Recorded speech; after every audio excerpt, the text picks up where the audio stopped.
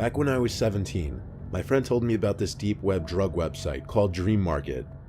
It was where he bought things like weed and Adderall. He had what he referred to as a trusted dealer, whose information he sent me to buy from. I don't condone doing anything like this. I was simply just young and stupid. I thought buying Adderall would help me with my senior projects. Anyway, I went about doing that. However, this purchase made me intrigued to continue browsing Dream Market and seeing what else one could buy. And I saw this range from counterfeit bills to real guns. This got me more intrigued to view more of the deep web. I found some link somewhere on Dream Market that led to, I guess, what was a drug chat room, because it was just a lot of people seemingly advertising the drugs they were selling and their rates. I found it interesting. Some people would post random .onion links, and I clicked on one. It brought me to a black page with the title Home Base at top in large text. Underneath were a bunch of other random links. I clicked on a bunch of them. Most never loaded, probably being dead links. A couple loaded. One was another chat room. This one didn't have a title. There were like 3 usernames signed into the room, all random looking, just like the assortment of random letters I inputted just because I didn't care. The chat's previous history showed. A few people were talking in another language. Then another guy was typing in English. That guy was still in the chat room, and actually, before I typed anything, he typed yo directed at me. I typed yo back. He said, "What you looking for?" I typed back, "I don't know, LOL." He asked how I found that link, and I told him just from some site called Home Base. I asked if he had any cool links, as it was my first time on the deep web. He types back, LOL, then sent a link. He didn't say anything else. I clicked the link, and it took a little while to load the page. It loaded the black background first, then a little text box near the bottom, and the last thing that loaded was a video. At first I thought it was like a pausable video, but it looked to be some kind of live streaming video. The video was black and white, and it was of a dark room with some mannequin-looking thing sitting in a wooden chair. There was this grainy effect to the footage that made it feel more surreal and unnerving. I genuinely couldn't tell if I was watching a live video or not. Then, as if it were some kind of movie jump scare, what I thought was a mannequin in that chair suddenly jumped up and sprinted towards the camera, and a loud, staticky screaming sound accompanied it. The apparent porcelain mask that the person was wearing was so close up on the camera at that point that all I could see was black. I went back to the chat and asked that guy what the hell this was. He replied, "Just keep watching, LOL," and then he left the chat. I went back to the other tab, and the video or live stream window was gone. It was now just a blank screen with a text box on the bottom. The text box didn't let me type anything though. My Tor browser window suddenly closed without my doing. Then a deep, raspy voice was coming from my speakers. It was someone obviously trying to disguise their voice. The voice said my first name and claimed they had all my files. Then the webcam window popped up and I saw my face on the screen. I turned off my laptop and went to the Geek Squad at Best Buy where I bought the computer. The guy I spoke to's guess was that he was able to somehow get the basic info off my computer, like my account name. He recommended I factory reset the computer. He helped me with the process. I didn't have anything I was worried about losing on there anyway. It was a relatively new computer. If you're ever on the deep web, I heavily recommend using some kind of VPN, even for the alleged safe websites.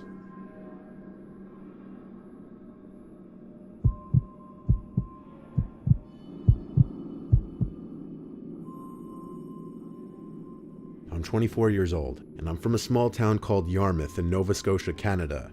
I keep my social circle very small, just my few friends and my coworkers really.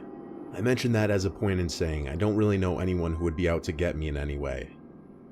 I browse Reddit a lot in my free time. I'm an active poster. There was this one night when I pulled up Reddit on my browser out of boredom that I had a new message. Not unusual, as I'd have people messaging me in reference to my posts quite often. It was a message request from some random account, a now deleted username. The message said, "Check your email, your spam folder specifically." I replied back, "Huh? Why, who's this?" In the meantime, I opened up my Gmail and went to the spam folder. There was one email that stuck out from the rest, titled in all caps, "I know who you are." I opened the email and it was basically a paragraph full of my personal information, including my full name, my Reddit password, my home address, along with threats. Basically, whoever sent the email was asking for a one-time payment of $5,000 through Bitcoin to a specific Bitcoin wallet address. My heart was basically in my throat. I had that terrible feeling of helplessness and like the entire world was collapsing in on me. The first thing I did was cover my webcam with a piece of tape. Secondly, I went back to Reddit to see if the user ever answered my message. They did not. I went to report the account on Reddit as quick as I could, as if that would even do anything though. I replied to the email, copy-pasting the exact message I sent to the Reddit account, asking who this was, how they got that information, and if this was a prank. I got an email back around 5 minutes later, in all capitals, saying, "No, it's not a prank, we have all your information, including where you live, so your best course of action is to do as we say and you'll never hear from us again." Obviously, I was not going to shell out $5,000, I don't even make a lot of money to begin with. I contacted all of my friends asking if it was any of them, like begging them to just come forward now before I'd call the police. None of them admitted to it, so given that I threatened calling the police, I knew it wasn't any of them. I tried to think of anyone at work who might have issues with me, but really I get along with everyone at work. I chalked it up to my password somehow being stolen by malware or a hacker, and through that they somehow got the rest of my information. The main question was, do I pay the money? And that was absolutely not happening. I forced myself to go to sleep and left my laptop off the whole next day. I used my desktop instead after getting home from work. I didn't sign into Reddit or anything though. I did however change my password on all other websites and apps on my phone. I finally signed into my laptop late that night because I was just so bored and curious. Curious but nervous to see if anything had changed and if I'd gotten any new emails. I signed on and everything on my computer still looked normal. So I went to Reddit and saw the user who messaged me was now deleted. So I went to a subreddit which talked about computer hackers and scams and such, and I posted my experience. At some point, I noticed the taskbar at the bottom of the screen turned darker. Curious, I minimized all my windows, and my desktop wallpaper was different. I knew right away what it was though. I recognized the outside of my bedroom window. The white frame of the outside windowsill was in the picture, and the flash of the camera also caught me laying in my bed sleeping. Some seconds later, a pop-up window appeared, along with the Windows error sound. Inside the pop-up error window was a message saying the word "pay" with a winking face following it. I closed my laptop screen and forced the computer off by holding the power button. I also pulled my blinds down and called my parents. It was still early enough to do so. I told my dad over the phone that some hacker had my info, and he came right over with his truck to help me load any valuables I could think of into his truck to stay with them for a while. Before we drove off from my apartment, my dad yelled like a madman into the night sky, basically threatening whoever was hacking me. It was definitely a scene, but I was too preoccupied with worry to be embarrassed by it. I stayed with my parents for weeks and used my mom's computer when needed. I blocked that email address that sent me the original email. I finally got back to my apartment a few days ago. I'm still scared every night to hear a knock at my window or get another threatening email. I haven't brought it to the police yet, as I'm hoping it's all just a bluff still to get me to pay. I'm also hoping it's over and that they've given up.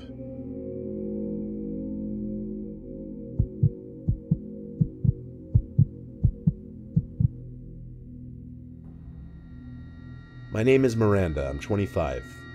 I've had my share of experiences with stalkers and men harassing me. Social media has made that far too easy these days. I once got a suspicious email that I should have known better than to open. It was asking me to click a link to some random page because I was being sued by some random company. I clicked the link, and soon after that my computer started acting all glitchy and unresponsive. Even after restarting it multiple times, it was just laggy and slow, and random sound effects would play once in a while. I was certain my computer had a virus, but I wasn't sure to what extent it would go just yet.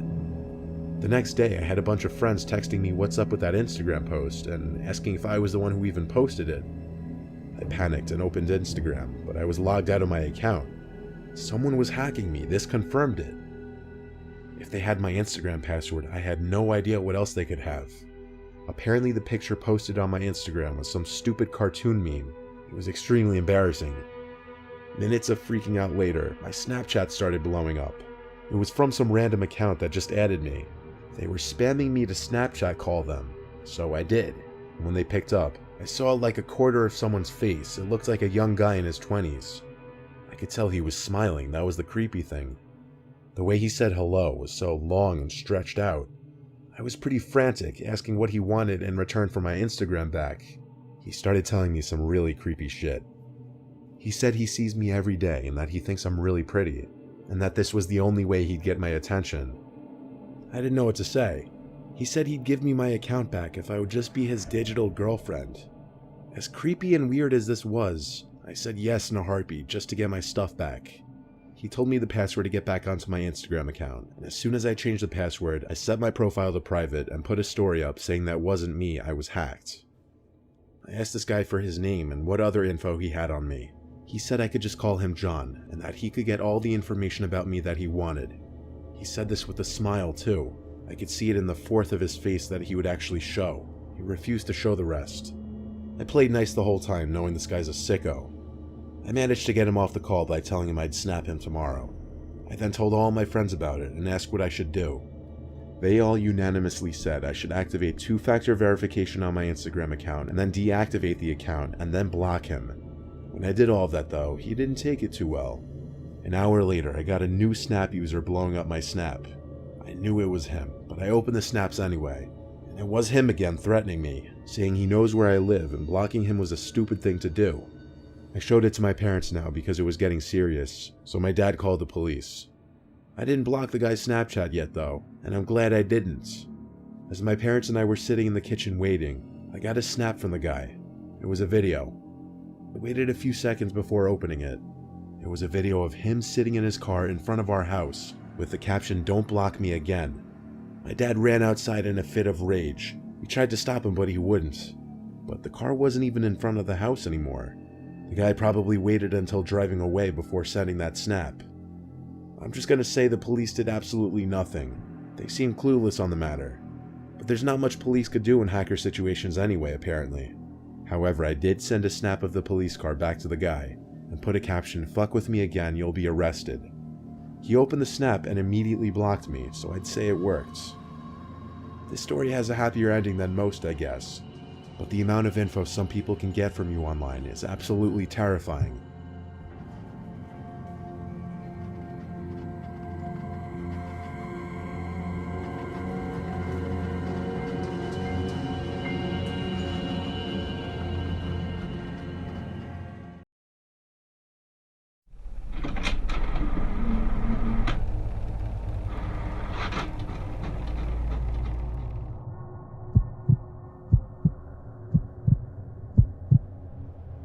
I work at a game development company in Orlando, Florida. It was a stressful couple of weeks for me, and I was really pressed for time before a game's deadline, so I had to stay at the office late almost every night that week. It was a rainy Wednesday night of that week. It was completely pitch black outside, with the occasional strike of lightning lighting up the place, and the sound of the rain pouring on my office window was helping me concentrate on my coding. There was one other person in the office at this point, my coworker Chaz. He was finishing up on his work as well. He was also pressed for time on a strict deadline. By now it was easily between 8 and 9 o'clock, and Chaz knocked on my office door before telling me he was heading out. He asked if I was okay locking up the place, and I told him of course. Then he was off on his merry way. I heard the front door of our company's office slam shut behind him, and with that I was alone. Our entire office is in the shape of an L. The entrance is at one end, and my office is down the short line of the L, basically the corner office. I had to keep myself awake as I was starting to doze off, so I went down the hall to the kitchen to heat up some coffee. Just a little bit, enough to keep me going for another hour. I leaned on the counter by the coffee maker waiting for it to heat up, when I heard this. The sound of a door closing. I peeked my head out into the hall to look and see if anyone was there. I called out, yielding no replies. The door sounded like one of the smaller private office doors, not the heavier front door to the entire office. I left the kitchen to walk down the 2 halls, trying all the doors, which were locked. Then I got to my little hall, and all 3 doors in this hall were shut, including mine. I left that door open 1000%, and there was no draft in here as all the windows were closed. I felt like someone had to still be in the office pranking me. I opened my office door with force, expecting someone to be in there jumping out at me, but no. My office was how I left it. The chair, my computer, everything. It was just a little odd to me that the door closed on its own because it had never done that. but I moved past it and continued my work. The rain continued to hit the window, and the lightning continued to strike about once every minute, startling me a few times actually. Some more time passed, and it was now getting very late to still be in the office. I was content with the progress I made, so I saved all of my work and began closing down my computer. I clicked the shutdown button, then turned off the screen.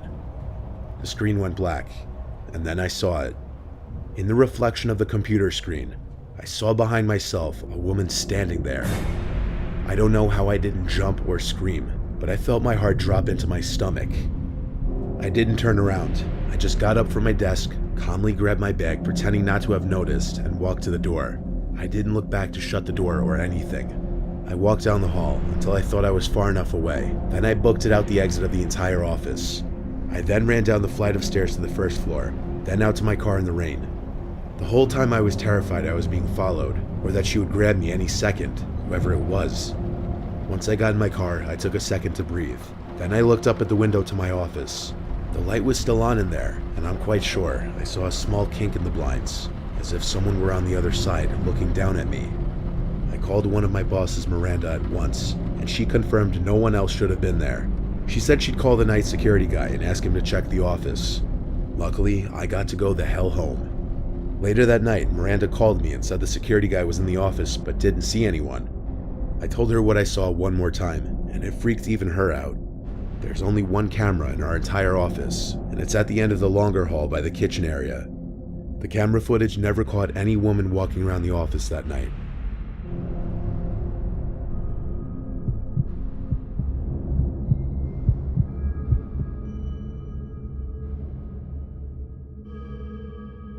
A long time ago, I did security work in an office building in Midtown Manhattan.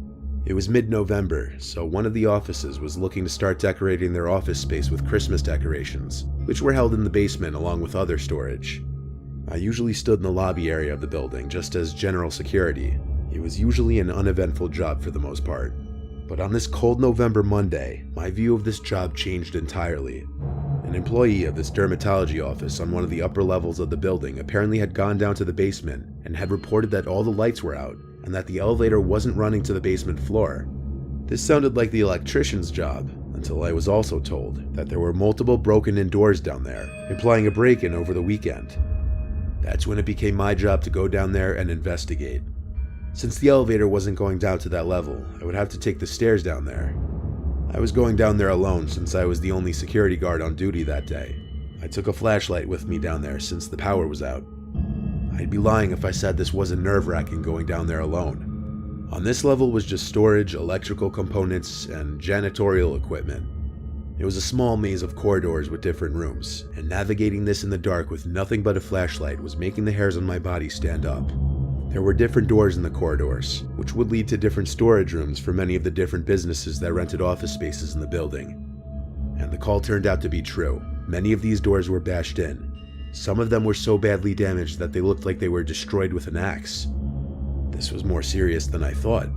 I was just a security guard. I didn't make enough money to go searching for potentially dangerous people in the basement without a gun. I looked into each room with broken down doors, but each room still seemed to be full with supplies. I couldn't find any trace of theft, but someone clearly came down here with a purpose. I continued looking into the rooms, just peeking in for a second with my flashlight. Then I heard a slam elsewhere in the basement. And suddenly everything went dead silent. The basement noises I was hearing before, from whatever they may have been coming from, a boiler, the pipes, whatever it was, stopped. And I was now in a dead silent basement where I could hear every last sound.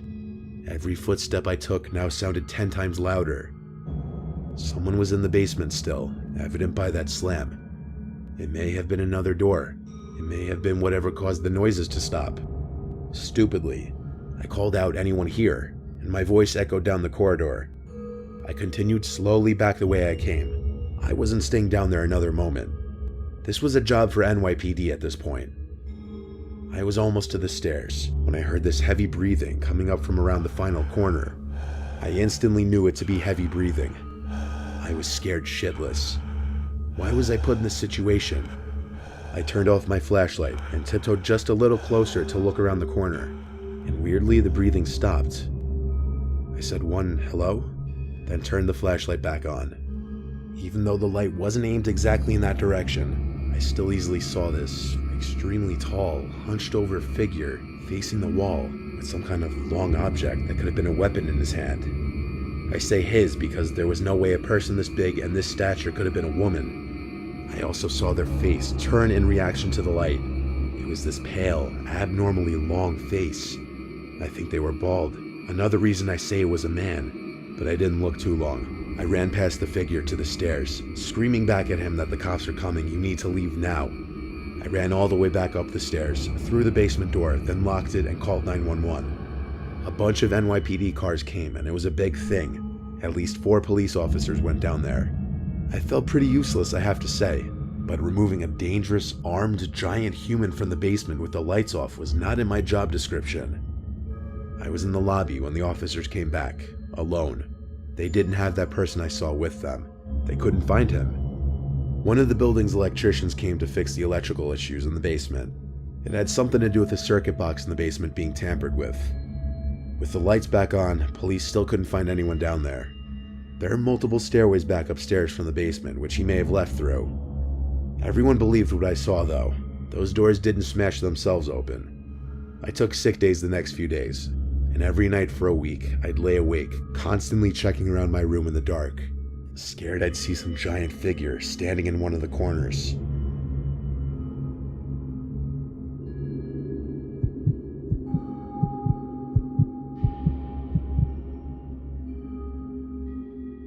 I held my first job ever in 2002, and I worked at a call center during the graveyard shift. The office was in Makati, and it was a new site. The office layout was kind of in an elongated donut shape, with the donut hole being the elevator lobby / main doors, and the actual office space composed of 2 long hallways and 2 shorter ones. It was also a new site, so only half the office was finished, and the other half was still under renovation. So one long half of the donut was a fully operational production floor with managers' offices and a pantry, while the other long half was reserved for things like conference rooms, the nurse's office, storage, other admin stuff, restrooms, etc. And it was all unfinished. The conference room still had concrete floors, and wires were still sticking out from sockets and all that. While the production half was nice and bright and well lit, as any call center should be, the other half was only partially lit.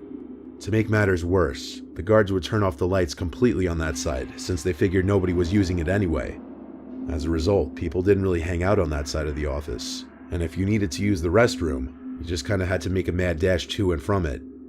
2 weeks into production, and my teammate, who was obviously very sickly to begin with, had a terrible migraine, and I suggested that she tell our team leader about it so that she could take a break. TL then told her to go visit the nurse's office, located in the unfinished half of the office, something we figured out only because of the sign above the door that we see whenever we go to the restroom.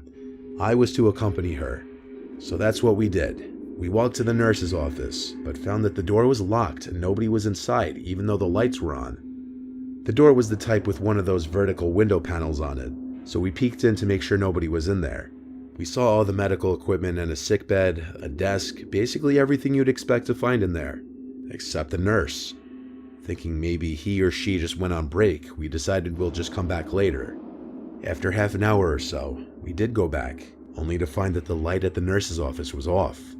I remember us being pretty pissed off at the thought that maybe the shift nurse had gone home, but we checked the door anyway to see if maybe there would be a sign or note with the nurse's schedule or whatever. I don't know why I did it, but I tried the door handle despite being aware there was no light on, and I was able to open the door to find that there was no nurse's office, despite the sign above the door saying that that's where it was supposed to be. And yes, that was the only sign. We checked over and over to make sure it was the right room. We were sure it was the same room we visited earlier, but instead of a decked out clinic, we found a room with a small nightlight in an exposed socket that cast only enough light for us to see the walls and floors were concrete. There were no finishes, no beds, no cabinets, nothing. It's like we dreamed up the clinic we saw earlier. A guard approached us at that point, asking what we were doing poking around in an unfinished clinic. So we told him what happened, and he of course thought we were making it up. While we were kind of trying to convince him that we weren't lying, we all suddenly stopped talking when we felt the temperature just drop. We shivered, our hair stood on end. My heart started racing, and nobody could speak for a minute. Finally, My teammate burst into hysterical tears, and the guard then nervously shooed us away and locked the door to the supposed nurse's office. We were escorted back to our team's bay, and we explained what happened to our team leader. He pretty much just sat there stunned as he listened to us. Since my teammate wouldn't stop crying and was starting to hyperventilate very badly, they had to send her to Makati Med. The incident was never brought up again. If you're a fan of horror, which I know you are, then you'll love Shudder, which is a video streaming service catered specifically to horror fans. And what better time of year than right now to curl up on a chilly fall night and watch a good scary movie? Shudder has the biggest collection of any horror, thriller, or supernatural films that you could think of, and you can stream on all of your favorite devices. Shudder is also home to many exclusive original movies such as Prisoners of Ghostland featuring Nicolas Cage and Great White, a killer shark movie perfect for any Jaws fans. And you'll never find yourself running out of things to watch, as new films that'll keep you on the edge of your seat are added weekly. I personally have always been a big fan of found footage films like the Blair Witch Project, so it was great for me to see VHS 94 added recently, which is yet another exclusive to Shudder. So get started streaming the best horror, thriller, and supernatural content. Shudder's expertly curated collection includes must-see titles like Vicious Fun, The Mortuary Collection, and PG Psycho Gorman. Plus all the best horror documentaries and the hit Creepshow TV series from executive producer Greg Nicotero of The Walking Dead. To try Shudder free for 30 days, go to shudder.com and use promo code NIGHTMARE. Links in the description.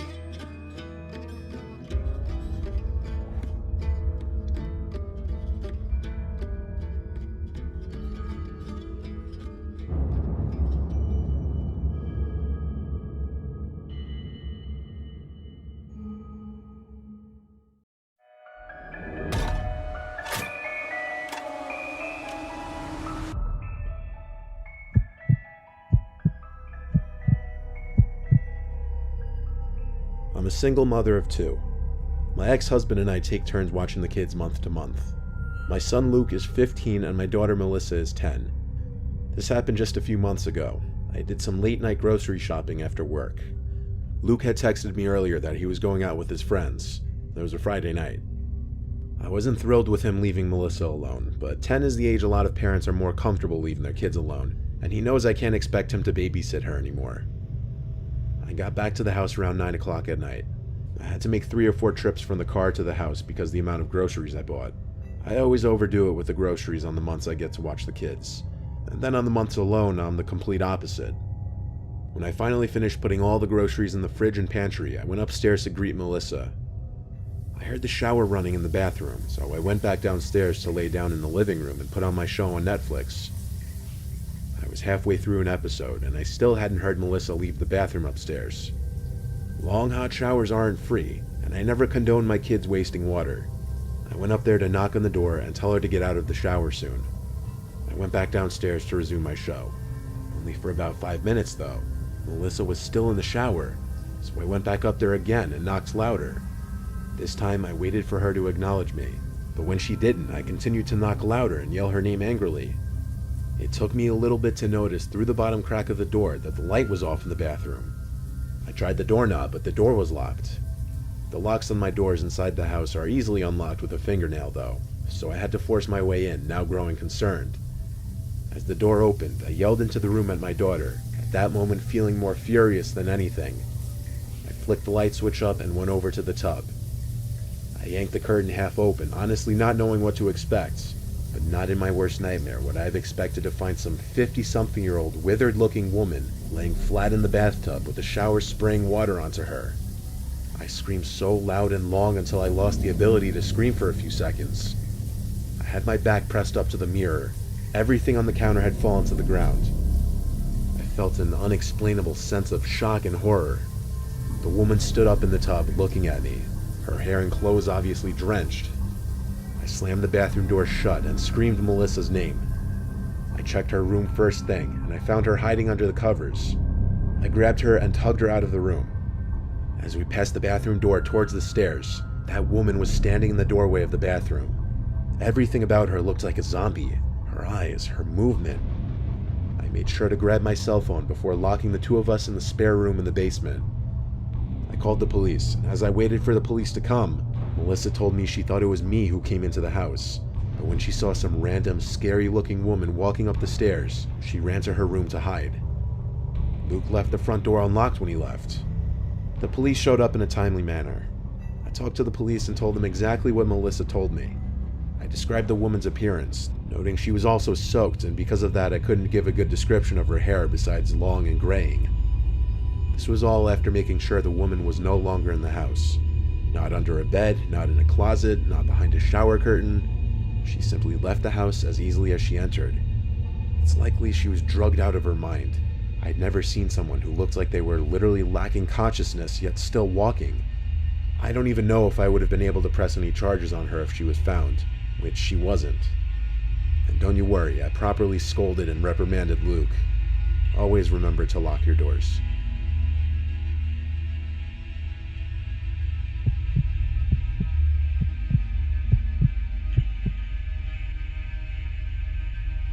This was over 15 years ago. We once went to this family resort in New York State. We took our 2 kids who were 4 and 6 at the time. This focuses on our 6-year-old Michael Jr. We were on vacation around Easter time, so the resort had a bunch of fun little festivities set up for the kids, like Easter egg hunts, Easter decorations during bingo, and someone walking around in a big Easter bunny costume. While we were in the dining hall one evening, the Easter bunny was walking around giving kids high fives. When he came over to our table, our 4-year-old Peter hid under the table crying, but Michael Jr. gave him the high five and wasn't afraid at all. The guy in the bunny suit walked away quickly, probably to get our son to stop crying. The next day there was an Easter egg hunt, which was in one of the fields by the kids' center of the resort. I watched the kids scrambling to collect eggs while my husband Mike was elsewhere. I'm not really sure what he was doing. The Easter bunny guy was walking around the field interacting with the kids. I noticed he knew to avoid Peter. Peter came running to me when the Easter bunny got near to him. He would do the same thing with Santa around the holidays. The guy in the bunny suit was interacting with Michael a lot. I found it kind of cute. I just didn't want Peter around him so that he wouldn't start crying again, so I brought him to the other side of the play area for a little while. When it looked like the Easter bunny was gone, I walked him back to where Michael Jr. was last, but I couldn't see him. I started calling his name. Then another parent came up to me and asked if I was looking for a boy wearing a red sweater. I said yes, and she told me the guy in the Easter bunny costume walked him out of the field area in the direction of the parking lots. She told me this in a slightly concerned-sounding tone. I picked up Peter and ran in the direction that the woman pointed. I ran faster than I ever could, while holding my son on top of it. Motherly instincts clearly kicking in, giving me an adrenaline boost. I saw the man in the Easter bunny costume holding my child's hand, approaching a black car. I screamed at the top of my lungs at him to get away from my son. Then I screamed Michael's name. They both turned to look at us, and the man let go of my son's hand. Michael ran over to me, not realizing at all the danger he was just in. The man in the costume said to me that he was trying to find his mom since he looked lost, but that was total BS. He was about to get in his car with my 6-year-old son. I tried to yank the mask off of him, but he shoved me and yelled at me to piss off. Then he got in his car and drove away. I tried to remember his plate number, but he was gone too quickly. I called my husband on my old archaic cell phone, and I brought my kids to the front desk of the resort to meet him there. They said the man in the Easter bunny costume didn't work there. I was livid, yelling at the front desk workers the whole time, who were apparently aware of the man, yet didn't stop him or question him. We threatened to sue the entire place. They ended up refunding us for our entire stay, which we gladly accepted. But I was mere seconds away from losing my kid forever.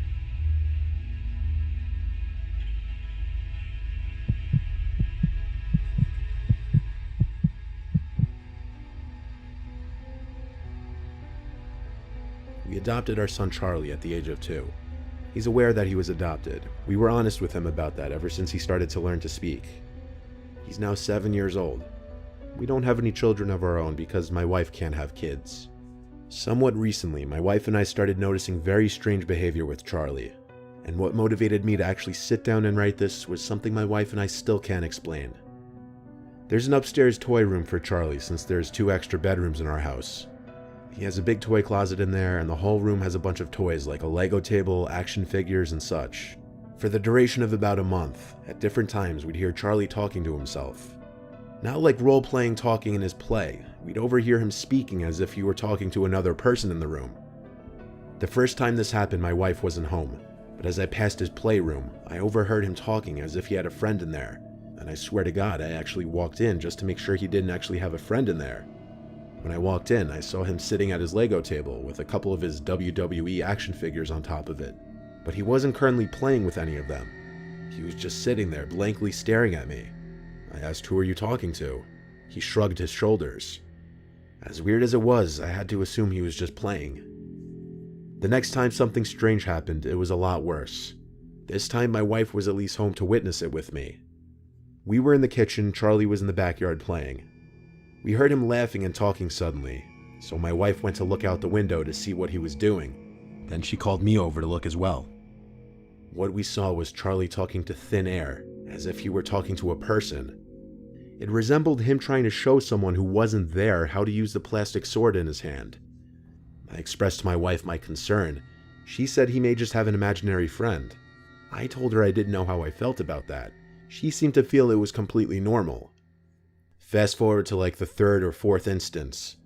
It was 9 o'clock on a school night, approaching Charlie's bedtime. He was in his playroom still. I was trying to be lenient with the bedtime and let him play for a few more minutes.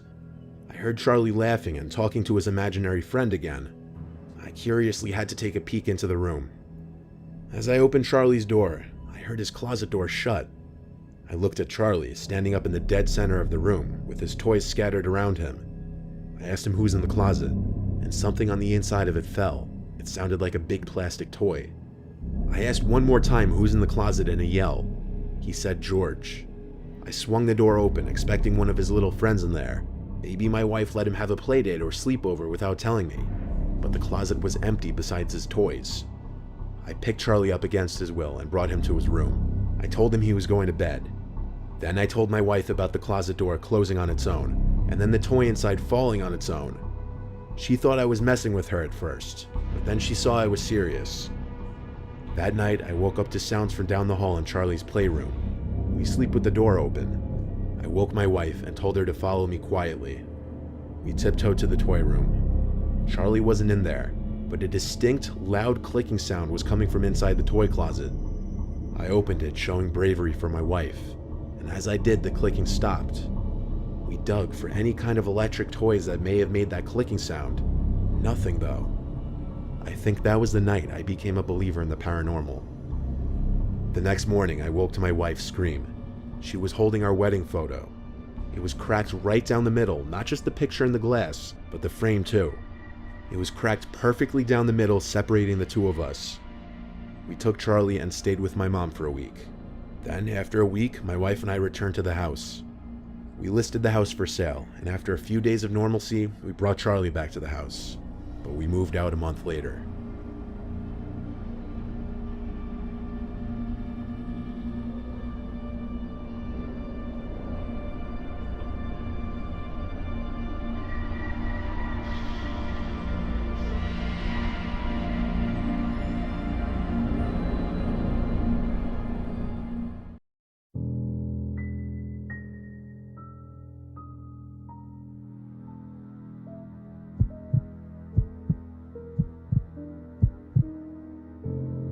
So this happened on a camping trip with my girlfriend Alicia, my best friend Rodney, and his girlfriend Amanda.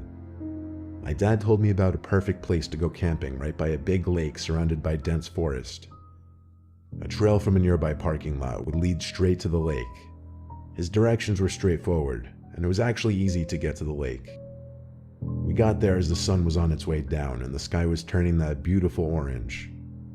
The lake was calming, and the sound of the breeze hitting the leaves was peaceful. We had our tent set up, and there was still a hint of orange in the sky, though it was very dark in the woods by now. There was a slight orange reflection on the calm lake. It was very warm out, and Amanda suggested we all jump in the water. I was kind of up for it, as my dad said it would be perfect to jump in. For that reason, we all brought towels. The girls seemed more eager than Rodney and I, though. The two got into their underwear and walked into the lake, exclaiming it was actually warm. I told them I'd go in after setting up the campfire at least, since we had already gathered some wood. Starting the fire proved to be especially difficult for me, because I just couldn't get the wood to catch. I'm not exactly a Boy Scout. Rodney took over, and as I watched him try to start the fire, one of the girls started screaming and flailing around in the lake. Amanda looked just as confused as Rodney and I. Then Alicia went underwater for a few seconds, and Amanda started to scream she's drowning. I took off my shirt and ran as fast as I could into the water. But when I got to where she was, the water was only up to maybe my waist. I saw her arms still flailing out above the water and splashing about, and I pulled her up above the water. I yelled, "What the hell happened?" She didn't answer right away and ran straight for the campsite, seemingly out of breath. Halfway there, she turned and yelled, "Get out of the water." Amanda and I looked at each other and listened. As I began moving out of the lake, I felt something strong grab around my ankle and try pulling me down. There was a sharp, piercing feeling cutting into my ankle as well. I yelled in a panic and kicked whatever it was with my free leg until I was able to break free. We made it back to the campsite, and Alicia was already sitting down on a cooler, putting pressure on an apparent wound on her ankle. I sat down on another cooler and checked my ankle, and there was a deep but small gash on the right side of my ankle which was pouring out blood. I told Rodney to get us both some band-aids from my first aid kit in the tent. After patching up the wounds, we felt more relaxed and at ease. We just wanted to figure out what the hell that was that grabbed us. I said it might have been an eel. Rodney questioned if eels even live in lakes like this. Alicia said it didn't feel like an eel or a fish. It felt more like a claw. I got chills as she said it, because I got what she was saying, but how would that make any sense? Regardless, we stuck around because whatever got us was in the water, and we were on land. Nothing could happen now. By this point it was dark out. The sun was completely gone, and the only light was from the fire. We were a couple beers deep, talking about life, about mutual friends, and occasionally bringing up that thing in the water again. All was well, until a splash came from out in the water. We all looked over our shoulders at the same time out to the pitch-black lake. Probably just a fish, we figured. We resumed conversation for a few seconds, but then there was another splash. It didn't sound like a little fish jumping out of the water. It sounded like the kind of splashes you'd hear when a person is walking through waist-deep water. The girls wanted us to go check the lake, so Rodney and I took a couple flashlights and went to the edge of the lake, where we were still hearing noises. With the two lights pointed at the water, we scanned the calm surface of the lake until Rodney stopped me and said, "What is that?" I looked at where his light was pointed. There was this object in the water. Well, at first I thought it was an object, but then I realized it resembled the head of some creature. Definitely not any kind of creature that would live in a lake. It seemed like it was just sticking its head out of the water, and we could see the reflection of its eyes. It was looking at us. Then it moved, as it rised up slightly out of the lake, making another splashing noise. That's when Rodney and I screamed "Go" to the girls. I remember Rodney saying, "Take all your important stuff and go," which was a smart idea. I took all my valuables and left the tent and bigger things. We ran back down the trail to the parking lot, packed the car, and took off down the parkway. The next day, I returned with my dad to collect the tents, but everything that we left in the campsite was destroyed. The tents were shredded, the coolers were scratched and thrown across the site. I told my dad about the creature in the lake. I showed him the gash in my ankle and asked him what could have done this. He said he had no earthly idea, and we left in a hurry. None of us ever returned to that lake.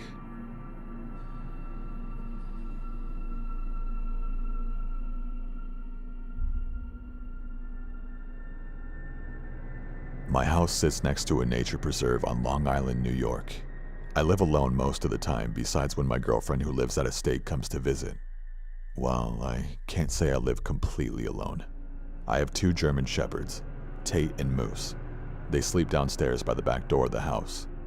Last week, for 3 nights in a row, I would wake up to the 2 of them barking in the middle of the night at the back door. The first night, I just peeked from the door window into the yard, which was empty. The second night, I actually went outside to the patio to look around, but there wasn't anyone there. On the 3rd night in a row of waking up to barking, I told myself that was it. Someone was creeping around my property every night, causing my dogs to go crazy. I put Tate on his leash and took him out to the yard. Weirdly, he seemed more calm now that he was outside. He wasn't barking at anything. I walked him around the backyard and by the tree line to the woods for a little bit, trying to help him pick up on whatever the two had been barking at the past 3 nights. Then he started. By the tree line, he started tugging on his leash and barking at something in the woods. Obviously, I couldn't see too far into the woods as it was nighttime, so I let him lead the way into the woods. If someone were to be trespassing on my property every night, I figured the best way to scare them off would be having my dog chase after them. Tate kept pulling and barking as we got deeper into the woods. I was starting to lose my breath just trying to keep up with him. He seemed to be really locked into something specific in front of us. But eventually Tate stopped pulling and barking, and just stood there with his ears bent back, as if he were in a defensive position. He suddenly looked scared, as if he was looking straight ahead at something. I tried looking ahead into the dark woods, but I could only see so much.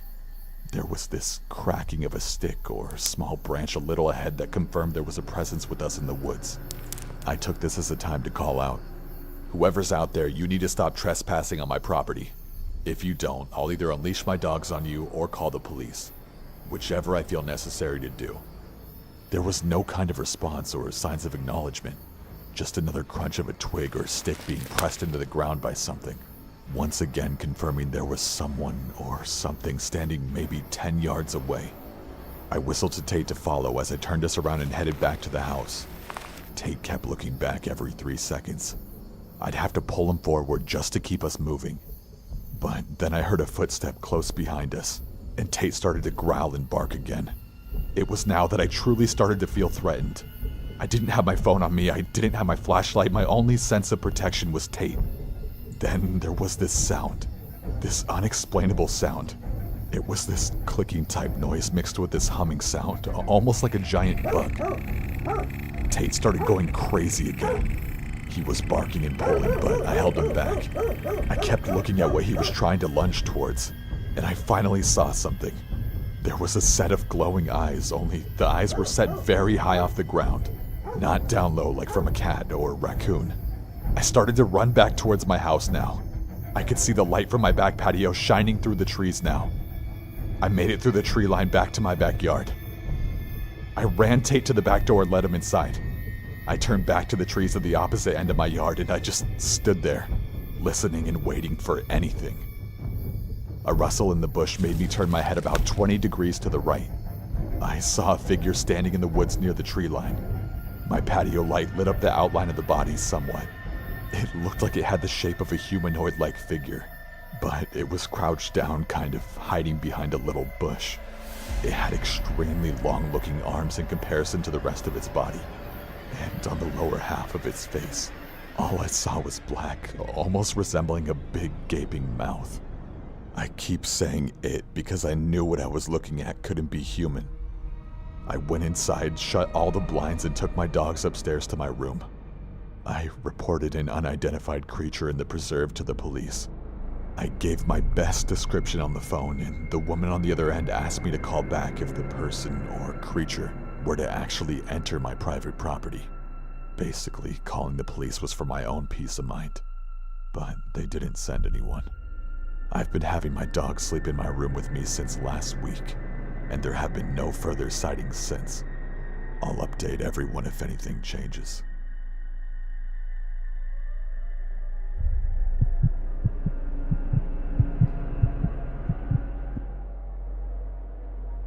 My wife and I have lived in our Chapel Hill, Tennessee farmhouse for over 15 years, and for 14 straight years, nothing out of the ordinary ever happened.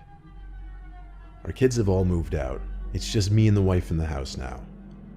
February of 2019, bizarre things started happening. I woke up in the night to my wife shaking me. She said she heard a noise outside the window. She wanted me to go check. I simply walked over to the window, lifted it up, and had myself a look outside. It was chilly out there, so I didn't want to be looking outside for long, but the coast was clear. I shut the window and assured my wife it was okay, then crawled back into bed. Before we could even fall asleep again, there was a noise that made both of us sit up. A sharp but quick click at the window. My wife is no scaredy cat, but she grabbed my arm, clearly worried. She asked me to take the shotgun out there and see who it was. I told her to relax, and I checked the window one more time. I was shocked to find a small scratch in the glass from the other side. I said, "Honey, look at this," and she came over. She put her hands over her mouth and said, "Oh my." What did it? We didn't have a clue. Must have been some big animal, I figured. The next morning, I went outside to inspect the outside by the window. There were no footprints in the dirt by the side of the house. Nothing strange at all outside, actually. So we move on to the next night. It was a rainy, warmer night for February. My wife and I tucked in under the sheets again, and once again there was a sound that could be heard over the rain outside. It was this scraping type sound, muffled of course because it was coming from outside. The sound seemed to be moving closer to the window, then it stopped. My wife and I, sitting up again, looked at each other, and she didn't even have to tell me to go outside this time. I took the shotgun from under the bed again, put on my raincoat, and ran outside as fast as my old bones would allow. My wife turned on the light in the bedroom, which gave me enough light to see these huge scrapes in the vinyl siding. They looked exactly like claw marks. Then I looked down into the mud that I was standing in, and noticed these big feet marks that stopped right before the window, and then turned back in the direction of the woods. I analyzed the marks the best I could, even though they were quickly washing away from the rain.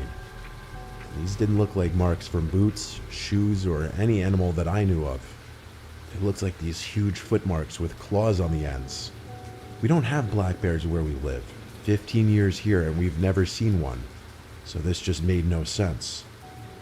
I suddenly felt unsafe being out there, even with the shotgun, so I hurried back inside. I told my wife there's some big animal out there, and that as long as we stayed inside, we were safe. We don't have blinds on our bedroom windows, as we don't need privacy from anyone. No one comes out on the property anyway. All I could do was tell my wife to go to sleep. The next night was where things really took the turn for the worst. I woke up around 3 a.m. My wife was still asleep. I sat up, thinking I might have heard something. I realized it was chilly in the room. I looked at the window, and it was open, but that wasn't the first thing I noticed. The first thing I noticed was the head, leaning through the open window into our bedroom. My best description of the head? Inhuman. From the size and shape. It was bigger, and this had a more conish shape. As for facial features, it was just too dark to see any, and it all happened too quickly. I let out one big scream, the type of scream I hadn't heard leave my own body in decades. I went under the bed for the shotgun, but by then, the thing at the window was already gone. My wife was screaming in reaction to my scream. I ran to the window to slam it shut and twist the lock. I told my wife we're sleeping in our son's old room that night. Believe it or not, this was almost a year ago now, and that creature, whatever it was, has never returned. But for 3 straight days, that thing kept coming back to our window, and on the 3rd night, it was halfway into our bedroom.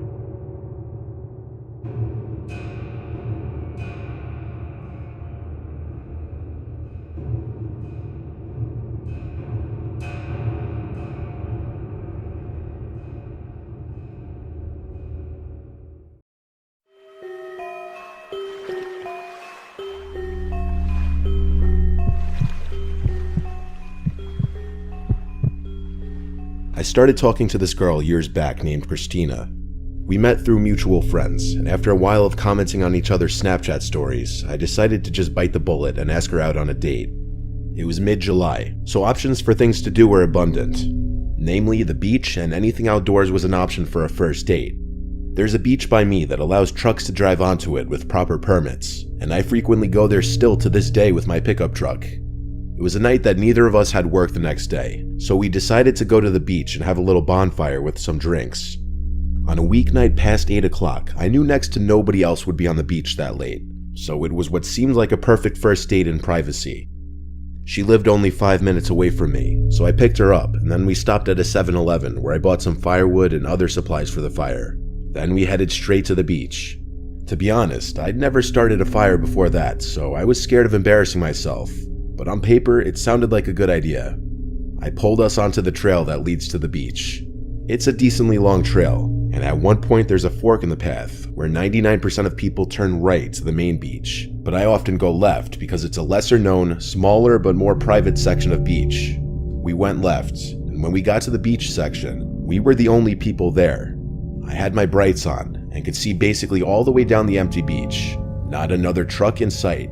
I pulled my truck up on a sandhill, then parked it, and we started to unload the truck. I dug a hole with my shovel to place the firewood and some smaller fire catching sticks, and honestly, I couldn't get a fire to catch. I tried for 20 minutes and couldn't do it, and I called it quits. It was embarrassing, but we laughed about it, so we just chilled in the dark for a little bit, drinking the beers we brought. For a while, all we heard was the waves hitting the beach, but Christina was the first to point out that she heard something else in a whisper. I started to listen closer, shifting all my attention to that, and I heard what she meant. It was this whistling sound. Not like a bird, it was a person for sure. Christina and I looked at each other with telling faces of how freaked out we were. The whistling was extremely close. Since we had no other light, I went into my truck and turned on the headlights, and I heard Christina scream. We both saw the back of a man's head hurrying out of the tall beach grass on the little hill of sand above my truck.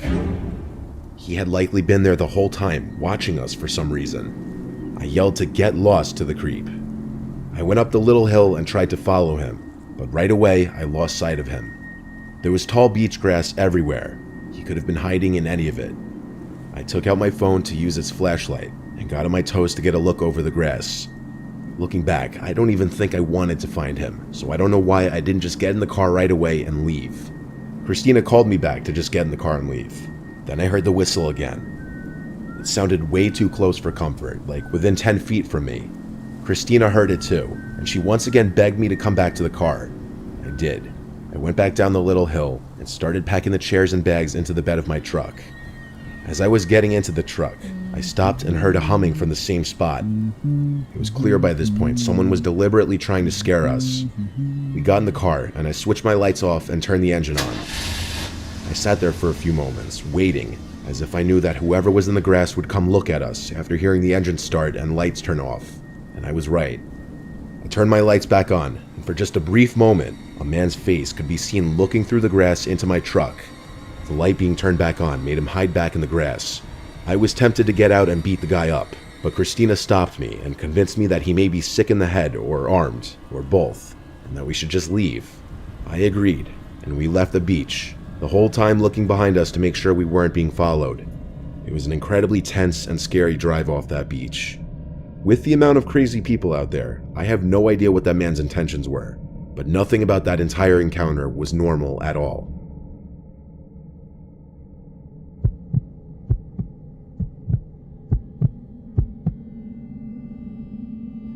When I was younger, my family rented a beach house for a weekend one summer. The house rental was cut extremely short, and this is why. It was our first day there. We went to the beach and then went out to eat for dinner. The sand dunes were very hilly near the house, and that night, my brother Joey and I came up with the idea of sand sledding down the hills. We found a couple big cardboard boxes in one of the closets in the house, so we cut pieces off the boxes to use as sleds. Our parents didn't mind us going out in the dark as long as we wouldn't stray too far away from the house. We found what seemed to be the tallest part of the sandhill and started riding down the pieces of cardboard box as if they were sleds. It worked pretty well, actually. When Joey made it to the bottom, I'd say his third or fourth time, he called up to me, "Tyler, what is that?" I didn't see what he meant, so I slid down the hill again and looked at what he was pointing at. It was something in the ocean. It was this black object sticking out from the water. The moon's reflection on the ocean was just enough to see this object, but not know what it is. It looked like something was definitely floating in the water, though. We were a little freaked out and were too scared to go closer and look at what it was, so we walked a little further down the beach to look for a different hill. We found one that wasn't as tall, but it was still near enough to the house. My brother slid down the hill first. I stood at the top watching. I looked out to the ocean again, and I saw that black object in the water again. It's as if we didn't even move, or as if it followed us. I yelled at Joey to look at the ocean again. He looked and probably saw it right away, because he ran up the hill to me freaked out. We were discussing what we thought the thing could be. Maybe we didn't move as much as we thought we did. We stared at the object for a while, and we could see it was bopping around a bit. We looked down the beach at the house we were staying at. It wasn't too far away, so we decided to get a closer look at this floating object. We thought maybe it was a dead animal floating in the water. We couldn't have been more wrong. As we got maybe halfway to the water, the black object floating around bopping in the water started to rise, and we realized it wasn't floating at all. A person's body was revealed as they stood up at a towering height, arms now flat at their sides. It was a person's head this whole time. We ran to the house and slammed the door behind us, yelling to our parents. Our parents seemed confident that there was no threat from someone going for a night swim though, even after we said they were following us in the water. Our dad went out to the backyard deck with the lights on and looked around the beach, and when he didn't see anyone, he told us we had nothing to worry about. It wasn't until later that night that we heard our mom scream from the living room as Joey and I were in the room we were sharing. We jumped out of our beds to rush outside and see what it was. As we entered the living room, our dad yelled at us to go back to our room, but we didn't listen right away. They were looking at something outside. We walked over to see what it was they were staring at. Close enough to see him, a naked, smiling man on the backyard deck, waving. My dad then physically moved us back into our bedroom and told us not to come out. We heard everything, as our dad was screaming threats of calling the police at the man. Then there was a loud bang from the glass of the back door, accompanied with the sound of our mom screaming. Our dad yelled at our mom to go stay with the kids. She came into the room and tried to comfort us, while we heard our dad calling 911, all while hearing periodic bangs on the glass. Our dad is not a big guy, and he's far from a fighter, so the chances of him going outside to confront that man himself were slim to none unless it was absolutely necessary. This went on for a few minutes before the bangs stopped and our dad seemed calmer. A bunch of police cars came to the house. There were more police officers in the house than I can remember counting. My brother and I were asked to describe what we saw on the beach to help tie the whole story together. Our parents to this day tell us that the most likely explanation was a child predator on drugs. It was a very sick and disturbing thing for our entire family to go through. In fact, 12 years later, it's still cringy and disturbing to think back on. And yes, the obvious answer to the obvious question, did we leave after that encounter? Yes, we did. And our parents got their money back. We ended up staying at a nearby resort so as not to waste the weekend. But obviously, we were all a bit shaken up after that.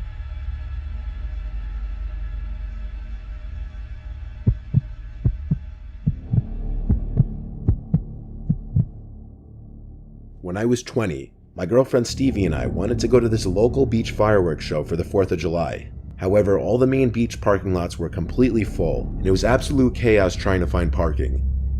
Eventually, we ended up driving further down the road to a less crowded, almost empty parking lot.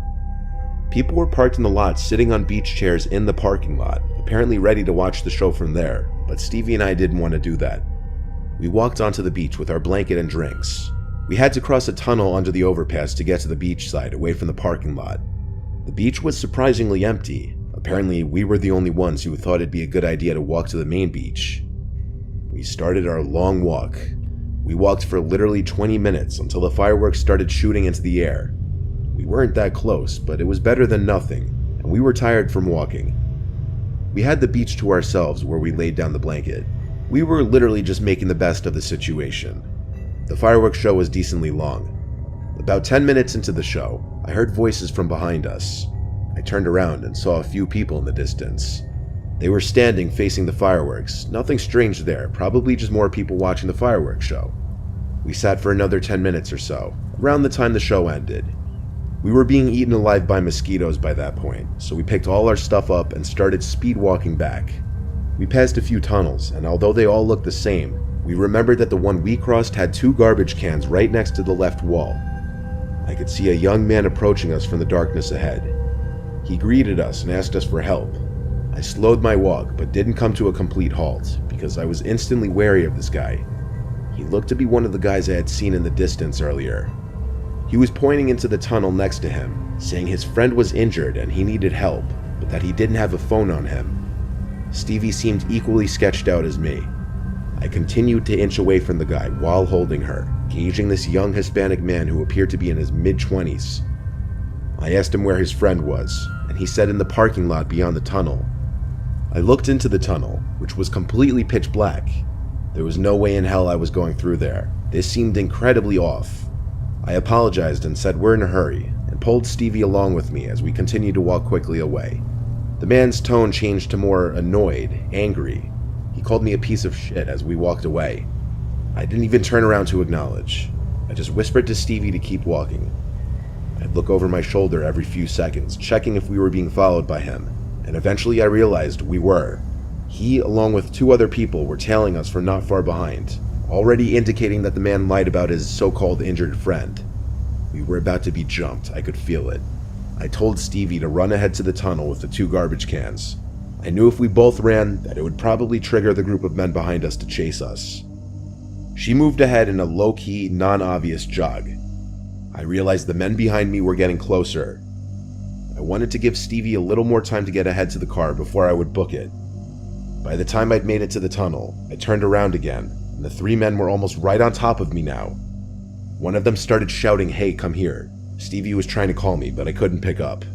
As soon as I got to the entrance of the tunnel, I felt that they were about to run up to me and grab me, so I booked it through the tunnel, and I heard their footsteps right behind me. I sprinted on the concrete wall barefoot, but I endured the pain in the heat of the moment, in fear for my life. I made it through the tunnel to the parking lot, which was lit up by streetlights, thank God, and somewhere in the tunnel the 3 men stopped chasing me. The parking lot was now empty besides 2 other cars, and my car, which Stevie was already in with the lights on. I ran to get in the car, and I looked back one final time to the tunnel, and saw 2 of the 3 guys standing probably 10 feet into the tunnel, watching. I got in the car, and we drove out of the parking lot and down the parkway, and honestly, I was never so relieved to see the taillights of a traffic jam from the thousands of people leaving the main beach parking lots. I have no clue if we were going to be mugged or murdered, but clearly those people were there that night with a plan. I'm glad we didn't fall for their trap.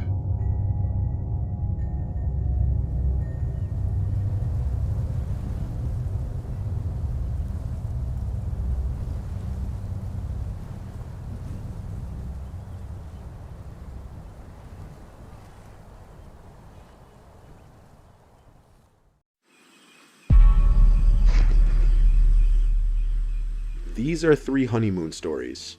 Oftentimes, newlyweds take their honeymoons in foreign countries where the locals may not always speak their native tongue. In one of these stories, that exact scenario proved to be a problem, as a matter of fact. Learning a second or third language can prove to be a very useful skill that will come in handy many times in your life, and the app Babbel has now made learning a new language easier and more fun. All you need is 10 to 15 minutes a day, and within 3 weeks, you'll be quickly picking up a new language. Unlike other language apps and websites that may teach you robotic phrases that not even natives may use, Babbel thrives on preparing you for conversational language that you will be able to use in the real world. Also be sure to check out Babbel Live, where you can also take online classes in real time for a more personal approach. Right now, if you buy 6 months, Babbel is offering you an additional 6 months for free. Check the link in the description.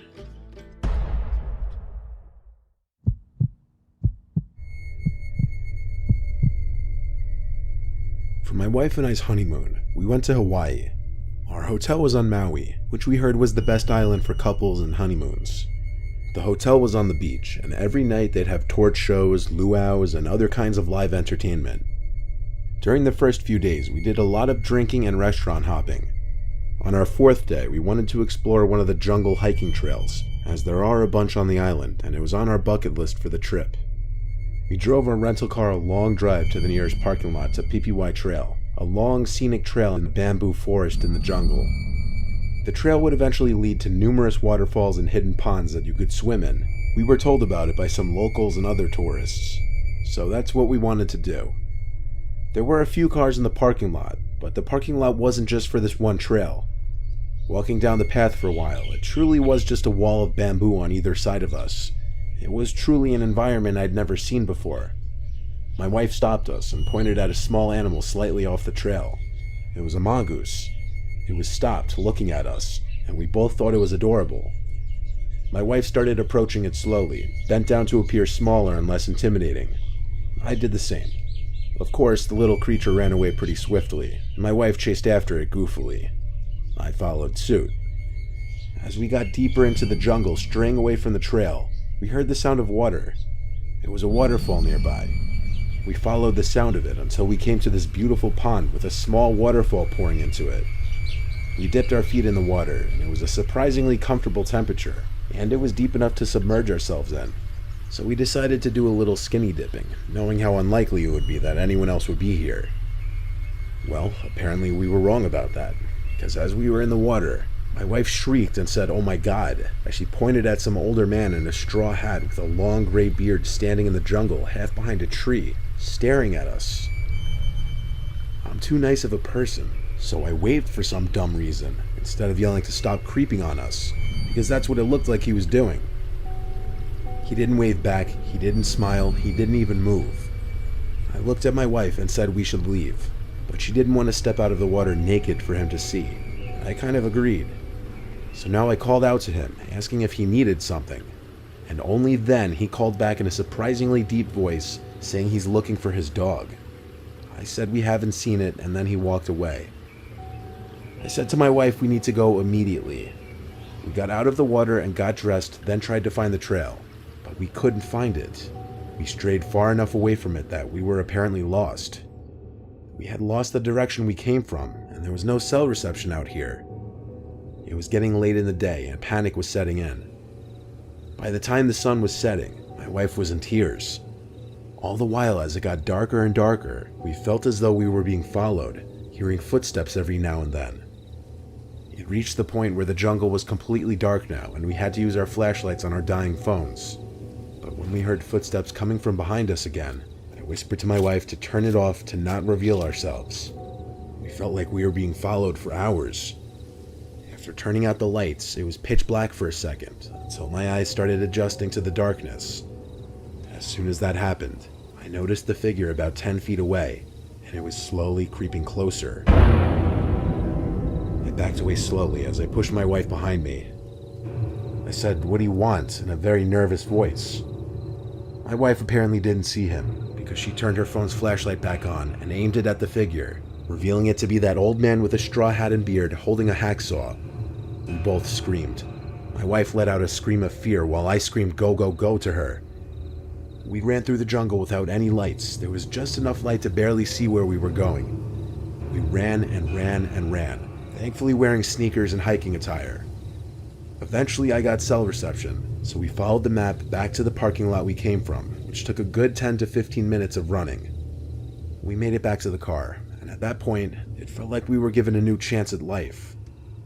The next day we went straight to the Maui Police Department and reported the whole incident in an attempt to warn other tourists who may be visiting that specific trail. After that, we tried the best we could to continue our honeymoon, but it definitely put a damper on things.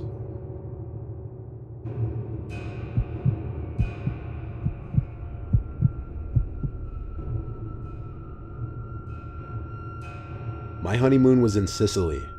Our hotels were in Palermo, Cefalù, and Messina in that order. While in Messina, we did most of the sightseeing at sites like Taormina. Messina was packed with beautiful old architecture and museums to explore, which is what my wife Patricia and I enjoy the most. Messina is a port-heavy city, and like the rest of Sicily, there are a lot of English-speaking tourists, but also a lot of Italian-speaking locals. We don't really speak any Italian beyond maybe an elementary level. We'd have a lot of locals approaching us trying to sell us things. At night, the vibe where we were was fun. Lots of music, people drinking and dancing and whatnot. We were partaking a little bit, while also continuing to walk around and explore. The night got the better of us, and we ended up getting pretty drunk, and the time flew by.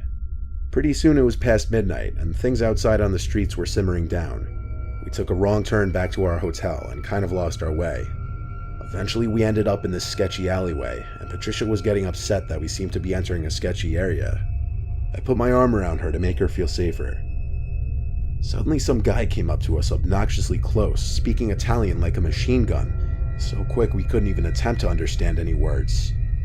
We couldn't tell if he was angry or concerned, but he seemed frantic. He kept saying this word phantasma. At that moment, I didn't know what that word meant. I pushed the guy out of our faces and walked Patricia and I quickly out of the alleyway. He yelled more stuff at us in Italian. I didn't understand a single word of it. As we got away from him, I googled what the word phantasma meant, because it was the only word that he kept repeating that stood out. It means ghost, and when we found that out, we looked at each other. I couldn't help but nervously laugh to try to get Patricia to laugh as well, simply because it sounded ridiculous. We were in this dark, sketchy area of the city for sure. There didn't seem to be anyone else around. We'd normally call an Uber, but it's not even a thing in Sicily, so we had to walk it. I have to admit, I was probably as uncomfortable as Patricia, as we'd heard certain parts of the city were unsafe at night. There was this quiet woman's crying sound coming from behind us all of a sudden. We both heard it, and we both looked back. There was this young but freakishly tall woman about 10 yards away from us, walking slowly in our direction. Her face was buried in her hands. Her height was actually unnaturally tall. She looked taller than me. In fact, it was so creepy that even Patricia, who's usually a sweet, nurturing person, whispered that we should get the hell away from her. We jogged down this narrow street and turned left to another alleyway. And we turned back again to the crying sounds. That woman was now at the end of this alleyway, just behind us, but still walking at the same slow speed, her face still buried in her hands. It felt like we were in this channel of alleyways and narrow one-way streets, and every time we turned, we'd still hear the crying behind us.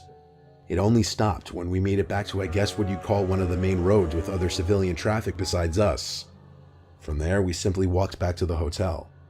Patricia kept insisting what we saw was a ghost, and every time she said it, it gave me chills. This story doesn't do it any justice in explaining just how disturbing seeing that tall, lanky woman walking towards us in that alleyway was. Not to mention that guy say the word ghost in Italian over and over. I'm not ruling it out as some kind of crazy over-the-top joke. For all I know, we ended up on some Italian YouTube prank channel. But Patricia insists on believing it was actually a ghost we saw, and it still gives me chills thinking about that possibility.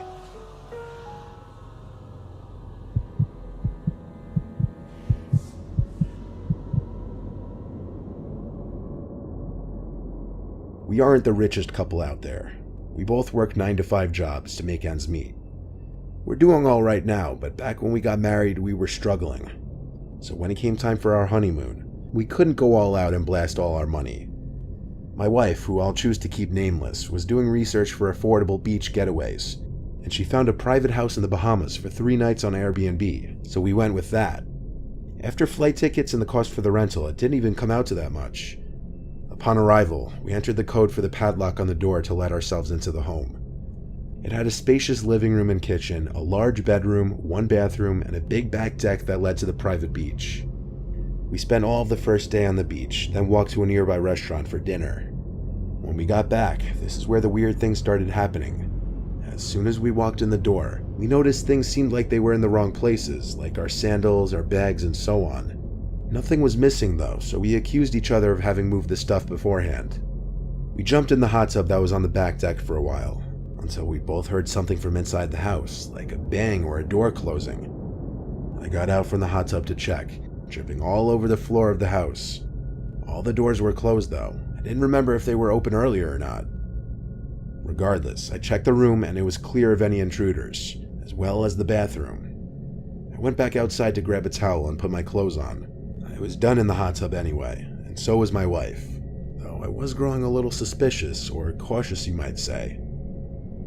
The second day we sat on the beach for a while again, then went to some of the touristy areas of the Bahamas and did dinner. When we got back, again, we felt like things were different. Our stuff seemed to be in the same spots, but the bathroom and bedroom doors were open, and we didn't remember keeping them open. We knew it was possible we were being paranoid now and didn't actually remember how the doors were left, but still it was getting uncomfortable now. We made sure all the windows and doors were locked, and we skipped the hot tub that night. We just watched movies on the TV in the living room, as there was a bunch of included streaming services on there. There was no upstairs to the house, yet we thought we could hear little taps and whatnot above our heads. Maybe the roof? Maybe an iguana or some similar creature? At this point, we were even starting to think there might be some kind of Bahamian creepy crawly in the house. It seemed like a more logical explanation as to there being an intruder in this relatively small space. That night, I was in bed before my wife. She was in the shower when I heard her scream. I basically exploded out of bed to run into the bathroom. She turned the water off by then and told me that there was something in the vent above the shower. I got on the ledge of the tub and looked in it, but it was too dark in there. However, I did hear some tiny noises coming from in there. This almost confirmed that there was a rodent or some small creature in the vents of the house. Still, we had one more day, it wasn't our problem. We went to bed together. The next thing I remember was waking up to my wife shaking me. She had this horrified look on her face that immediately sent shivers down my spine. She told me to listen, and the silence of the room allowed me to hear it. This frantic whispering sound coming from the ceiling, particularly one of the ceiling vents. That was it. I grabbed my phone to call the owner of the Airbnb. I heard the ringing, but simultaneously I heard this vibrating sound from above us. Immediately I started to think, wait, is there an upstairs that the owner is living in? The vibrating above us stopped almost as quickly as it started, but the call was still ringing on my end. Curiously, I took my phone's flashlight and aimed it up through the vents, and for just a split second, I saw someone looking down through the vent into the room. Most notably, I saw their eyes. We packed all of our important stuff as quickly as we could. It took all of about 30 seconds and we were out the front door. We ran through the sandy dirt road until we came to a street, then we stopped to catch our breaths. We stayed in a cheap hotel that night and the next night as well. The last day we spent most of it waiting at the airport, but we reported this incident to Airbnb and we got all of our money back, and I'm pretty sure Airbnb banned the owner of that house's account. We didn't pursue anything further with legal action, as we were just happy to get our money back. Nothing of ours was missing, but who the hell knows what kind of shady shit he was doing there when we weren't in the house.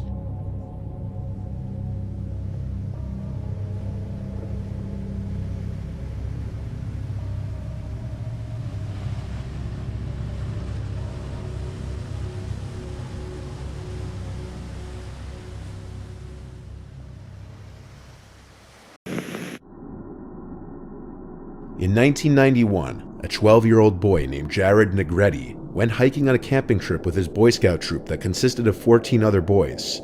They were hiking towards the summit of Mount San Gorgonio in the San Bernardino National Forest in Southern California. Jared was on the shorter and heavier side. Around 6 p.m., 1,000 feet away from the summit, another group of hikers spotted Jared straggling behind and notified the scoutmaster at the summit. They said he was seen shortcutting the switchbacks on his way down the trail and was told not to and to stay on the trail by the other hikers. The scoutmaster, who was an experienced hiker, said he would pick up Jared on the way down. When he finally was able to descend the mountain to pick up Jared, he was nowhere to be seen. As soon as the scoutmaster realized that Jared had disappeared, he took the other scouts in his troop back to base camp and then hiked about 5 miles in the dark to get help. Sheriff's deputies, along with search and rescue teams, began searching a 130 square mile area of the San Gorgonio wilderness, a very rocky, tree-lined terrain.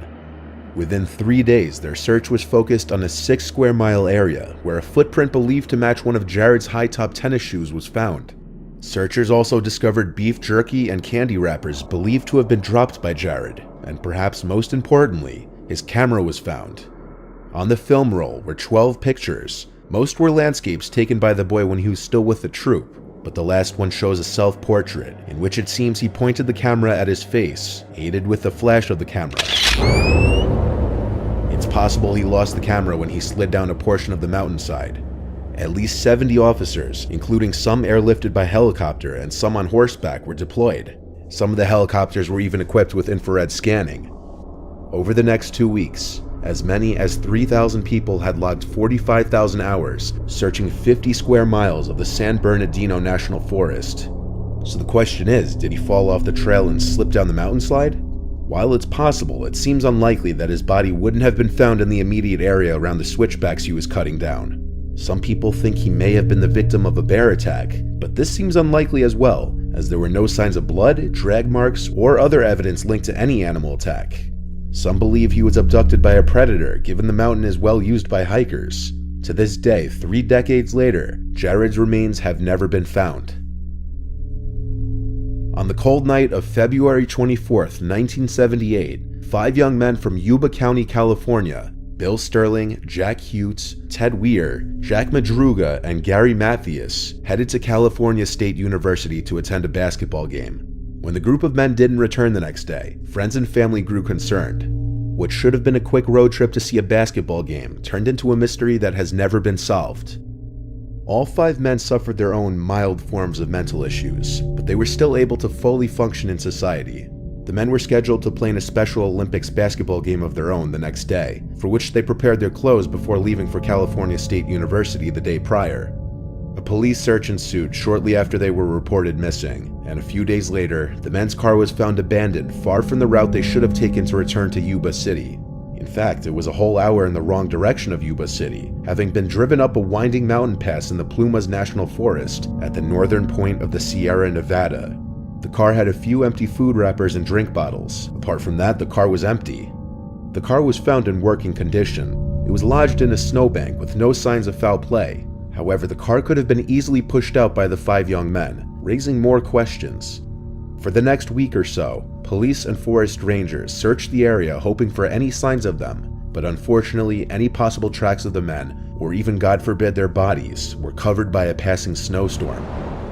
Multiple sightings of the 5 young men were reported, but none led to their discovery. First, a man named Joseph Scones called police, saying he saw the group of men on the Friday they disappeared, while he was trying to push his stuck car out of the snow. Joseph suffered a mild heart attack while trying to push his car out, and when he saw flashlight beams outside his car and a small group of men, he tried to call and ask the men for help, but they suddenly disappeared as if they ignored him. A second witness said she saw 5 men in a red pickup truck on Saturday and Sunday, an hour from where the car was abandoned. She told police that 2 of the men came into her store to buy food and used the phone while the rest stayed in the truck. Their disappearances continued to baffle everybody, even more so when the snow melted months later, in June of that same year, because more questions arose. A local man noticed a broken window on a Forest Service trailer, and when police inspected it, they found the dead body of Ted Weir inside. He appeared to have died from starvation, despite having food readily available nearby in the trailer. He was wrapped in many layers of blankets and his feet were badly frostbitten, but what makes no sense is the fireplace, which could have been easily set up and could have kept him warm, was completely untouched, and on top of that, warm snow clothes that were found in the trailer were unused by Ted. It's possible he lived up to 13 weeks after the initial disappearance. 20 miles away from where the car had been abandoned, the bones of Bill Sterling, Jack Hutes, and Jack Madruga were found not far from Ted's emaciated body, spread out from each other. They had died of hypothermia. Strangely, Gary was never found. Only his shoes were discovered in the nearby woods. To this day, no one can figure out why the group had gone in the direction they did, or why they left their perfectly functioning car, which the 5 men could have easily pushed out from the snow, only to separate from each other and eventually starve or freeze to death. On top of this, all of their families agreed that it was uncharacteristic of them to not help John Scones push his car out from the snow when he called out for help, and why Ted didn't even attempt to start a fire or the trailer's heating system, or eat the food found in the trailer, still makes no sense at all. Craig Freer of Scotia, New York, was 17 when he was last seen in June of 2004. He was a popular kid, with dimples, red hair, and a welcoming smile as he was described by friends and family. He was a star soccer player at the Scotia Glenville High School and about to be named captain of his team. Craig also picked up a part-time job, and his future was looking bright. There were a few colleges interested in offering Craig a scholarship for his athletic abilities, and one could say the world was truly his oyster. But that all changed on June 27, 2004. On that day, he walked into the woods and was never seen again. So rewinding a bit, when Craig picked up his job at the Price Chopper supermarket in Glenville, New York, his parents were proud that he'd be fitting working in with his busy schedule. On the dreaded day of Craig's disappearance, he was seen by his parents walking out of his home for what would be the last time. His parents were under the impression he was going to work. His mother, Veronica, had even seen him carrying his uniform with him to his car. But when she went to go shopping at the supermarket later where Craig worked, just a few hours after he left home for his shift, she was confused when there was no trace of him. Veronica learned that Craig had actually lost his job at the supermarket after 2 months of employment and had been hiding it from his parents. He had been pretending to work there for weeks after his termination, so that his parents wouldn't know he was no longer employed. It's unknown why he was fired though, likely for not showing up. Very upset with their son, Craig's parents called his girlfriend since he left his phone behind. They did not yet know that she was his ex-girlfriend. They called her to see if they knew where he was, and at first she said she had no idea, but after a second call, out of guilt, she admitted that he was with her. Veronica lectured Craig over the phone, telling him that he needed to come home right away and that they needed to talk to him. Little did they know he was visiting her because he was upset about their recent breakup. Craig said goodbye to his ex-girlfriend and left her apartment located in Scotia as well. And according to his ex-girlfriend, she watched as he walked towards his car, but then stood still for a moment, then darted off in the opposite direction, as if something had scared him and he was running away from imminent danger. However, if that were the case, it would have made more sense to drive away. Before this, he told his mother he would be home in 10 minutes over the phone, the time it would take to drive from his ex-girlfriend's to home. Around the time that call ended, Craig's dad arrived at the complex and saw his son's car was still parked outside. By 5 p.m. that day, Veronica had reported her son missing, and at first police weren't too interested, assuming it was just a normal kid running away for the day because of an argument with parents. But as hours turned into days, and when the investigators found out that he didn't have his phone or wallet with him at the time of his disappearance, they agreed something was wrong and began to further investigate. Police hit a big lead when a few teenagers came forward to tell police that they had seen Craig or someone matching his description walking along the railroad tracks behind his ex-girlfriend's apartment complex, and shortly after, he was seen entering the woods. They claimed that when they tried to call to him, he motioned for them to be quiet with his finger to his lips, and then just kept on walking, disappearing into the woods. Investigators started searching up and down the railway line with no luck. Police dogs were used while searching the woods, even checking the nearby Mohawk River, but all these searches turned up nothing, as if Craig had just vanished into thin air. Of course, after 2 decades, police investigations have largely scaled back, but in 2021, a new lead was discovered. One of Craig's co-workers at the Price Chopper supermarket told investigators that sometime between June 27th and June 2nd, 2004, he saw Craig in the passenger seat of a car traveling north on Route 50 in Glenville. According to the witness, the car stopped at the traffic lights on Sheffield Road before turning left and disappearing up the intersecting road. Craig's family is still hoping that one day they'll learn the truth about what happened to their son. For a well-liked 17-year-old with such a bright future, no one can seem to understand how or why he just vanished into the woods. And lastly, here's one many of you may have heard before, but still remains one of the creepiest national park disappearances I've ever heard. In March of 2014, 2 Dutch young women, Chris Kremers and Lisanne Froon, went to Panama for a vacation to reward themselves for graduating. To make it a little more upsetting, the 2 had taken on extra shifts the month prior in order to pay for it. Reaching Panama, they soon headed for the town of Bouquet, where they were hosted by a family. Shortly after, on April 1st, 2014, Chris and Lisanne vanished as they were hiking the trails in the forest around the town of Bouquet, which in of itself was strange because they were scheduled for a tour guide by the name of Feliciano to assist them on the trails for the following day. The 2 women made their way for the trails, accompanied by the host family's dog named Blue. When Blue arrived back home later that evening without the girls, the family became concerned and tried contacting the mother of Lisanne, who then proceeded to try to make contact with her daughter, but to no avail. On April 2nd, the following day, Feliciano was waiting for the girls to show up for their hike, but they never arrived. La persona que por un evento que teníamos pendiente de hacer el día miércoles a las 8 de la mañana les fui a buscar, no las encontré y ya al darnos cuenta que no habían dormido en su casa donde habitualmente estaban con la familia, al día siguiente. He went to the home of the host family the girls were staying at, but they weren't there as well. In fact, most of the women's belongings were still there prior to their disappearances. The women did have their cell phones, but they wouldn't answer any attempted calls. As panic began to set in with everyone, the police were contacted and an extensive search began, with the help of everyone from farmers and locals to detectives, search dogs, helicopters, and more. The search lasted for 10 days, yet no trace of Chris and Lisanne were found. 2 months had passed and a local found a backpack belonging to one of the women. To everyone's shock and horror, skeletal remains were also discovered, and after DNA testing, they were shown to be matches for both women. The story doesn't end there though. While continuing the investigation, their cell phone logs were released. The 2 women were trying to make 911 phone calls throughout the stretch of the 10 days, but they couldn't get service. Although believed to be a possible accident of getting lost and injured in the forest, which therefore resulted in succumbing to the elements, strange discoveries were made that brought that theory into question. Inside one of the backpacks, there was a camera with 100 photos stored on the memory, taken within those 10 days of their vanishing.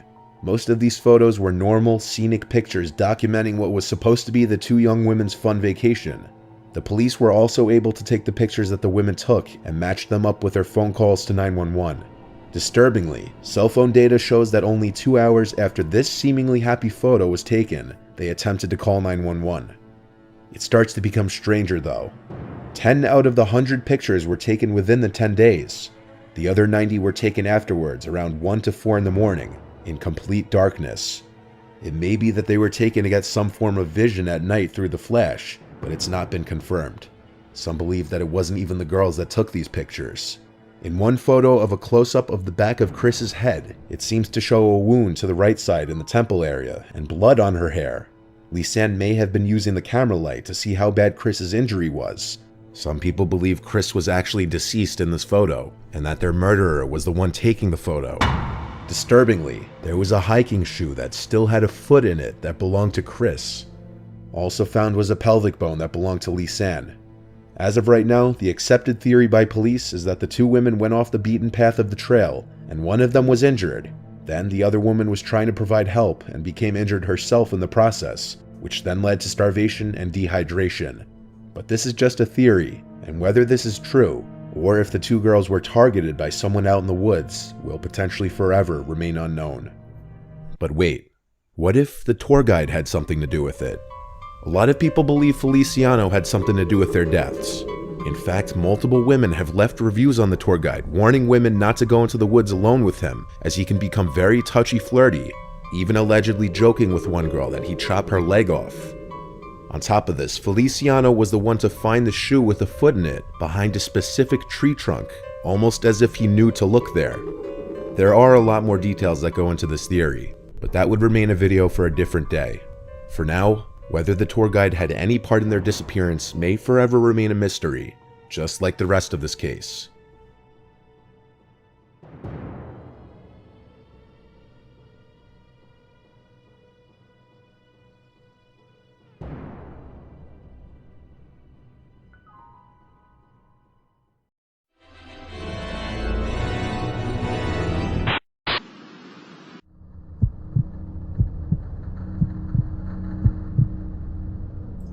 My wife and I got married in the Church of the Little Flower in Coral Gables, Florida in 2017. We invited all of our close friends and family, including the family that neither of us really liked, because that's just what you're supposed to do. My wife Allie has this estranged aunt Chelsea that no one in her family is really close with. She used to have serious drug problems. It spiraled her down a path that just led to a rift between her and the rest of the family.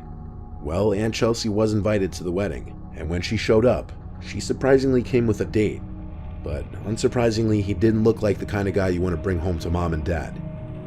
Right from the first time I laid eyes on him, I knew he was different, not in a pleasant, quirky way. After the wedding ceremony, of course, came picture time. The 6 bridesmaids, 6 groomsmen, and my wife and I all went to this nice backyard section of the church campus to have pictures taken by the hired photographer. Some close family from both sides came along as well to watch while most others went to the party hall. Aunt Chelsea and her date came to watch us take pictures as well. This was when I first got his name, Rob. The two of them were making everyone uncomfortable, like everyone in the bridal party would joke around and we'd genuinely laugh.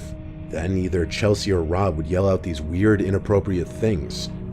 They just kept doing it to the point where they created awkward silences. All of us were just internally cringing, dreading what weird things they'd say next. It got very awkward very quickly, let's just say that, to the point I wanted them to leave altogether. Anyway, we eventually finished with pictures. Then we migrated to Comber Hall, the party hall connected to the church, where food and drinks were being served. Being the groom, all the attention is on you at all times. You barely have a chance to sit down and gather your thoughts or even eat. Every second I had someone else coming up to congratulate me. And eventually that person was Rob. He shook my hand again, his breath terrible, and his arms scarred up. He wasn't wearing a long-sleeved shirt, rather a stained gray polo. He seemed like a filthy person all around. He started talking to me with this loud, almost demeaning tone. I did my best to just be polite, and eventually he walked back to Chelsea. This was the last time I saw him that day. Eventually I saw Chelsea sitting by herself at the table. So I asked Allie where that Rob guy went. She had no idea either. After a while of Chelsea sitting by herself, Allie went up to her to ask her where her date was. Chelsea didn't know. She hadn't seen him in an hour. Chelsea also explained that they met in rehab, and that she had only gone out with him 4 times. Allie grew concerned with this man being here after hearing this. We asked our parents and some close family to look around for the man, to confirm if he was still there or not. There was some concerning news when one of my relatives said that some of the gifts in the room where the gifts were being stored were missing. We immediately attributed this to Rob, and had an employee ask over the microphone for everybody to keep an eye out for Rob. Chelsea wanted to call his cell, but she couldn't find her phone. This put a slight damper on things, but we didn't let it ruin our wedding day. Our parents called the police and dealt with them on the side, with the help of Chelsea giving information about Rob. After the wedding reception, a few close friends came back to our hotel room for a little after-party of sorts. Chelsea had texted Allie asking for our home address, because she had to drop off her gift that she forgot to give. Allie responded, and then our good time was interrupted by a distressing phone call from Chelsea's phone number. Allie turned off the music and put it on speakerphone. There was a male's breathing on the other end, like horror movie shit, like he was trying to creep us out. Allie kept asking where Chelsea was, to no avail. Eventually the person on the other end hung up. Allie called her grandma, who was the only one close enough with Chelsea to know where she would be, and she confirmed that Chelsea was staying with her for the night. Chelsea got on the phone and said she lost her phone at the wedding, and she didn't know her Apple ID or password, therefore she couldn't even track it with Find My iPhone. Our best guess was that it was that Rob guy. We were now concerned that he knew our address and that we weren't home. We were too drunk to go home, so we asked my dad to stay there for the night and watch the house. He gladly did so. And the next morning, we woke up to texts and missed calls from my dad. He said someone kept tapping on different windows to the house, as if to be messing with him. He called the police, but they didn't find anyone. That same day, we went to the police station to see what could be done about pursuing Rob, who we suspected was the one behind all of this. But without video cameras catching the thief in Comber Hall, and given that Chelsea's phone had been turned off or destroyed, there was little to nothing the police could do.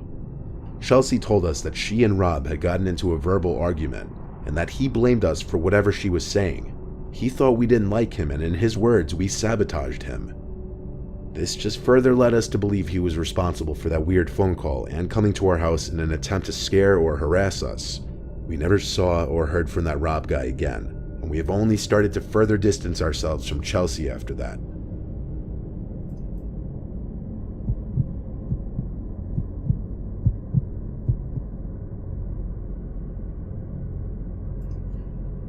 I had a pretty low-key beach wedding, mostly just family and friends.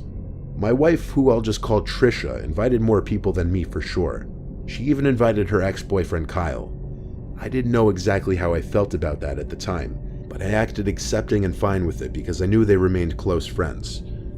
There were about 75 people at the wedding ceremony, including Kyle. I didn't pay it much mind the day of the wedding because it was such a big day and my mind was obviously racing.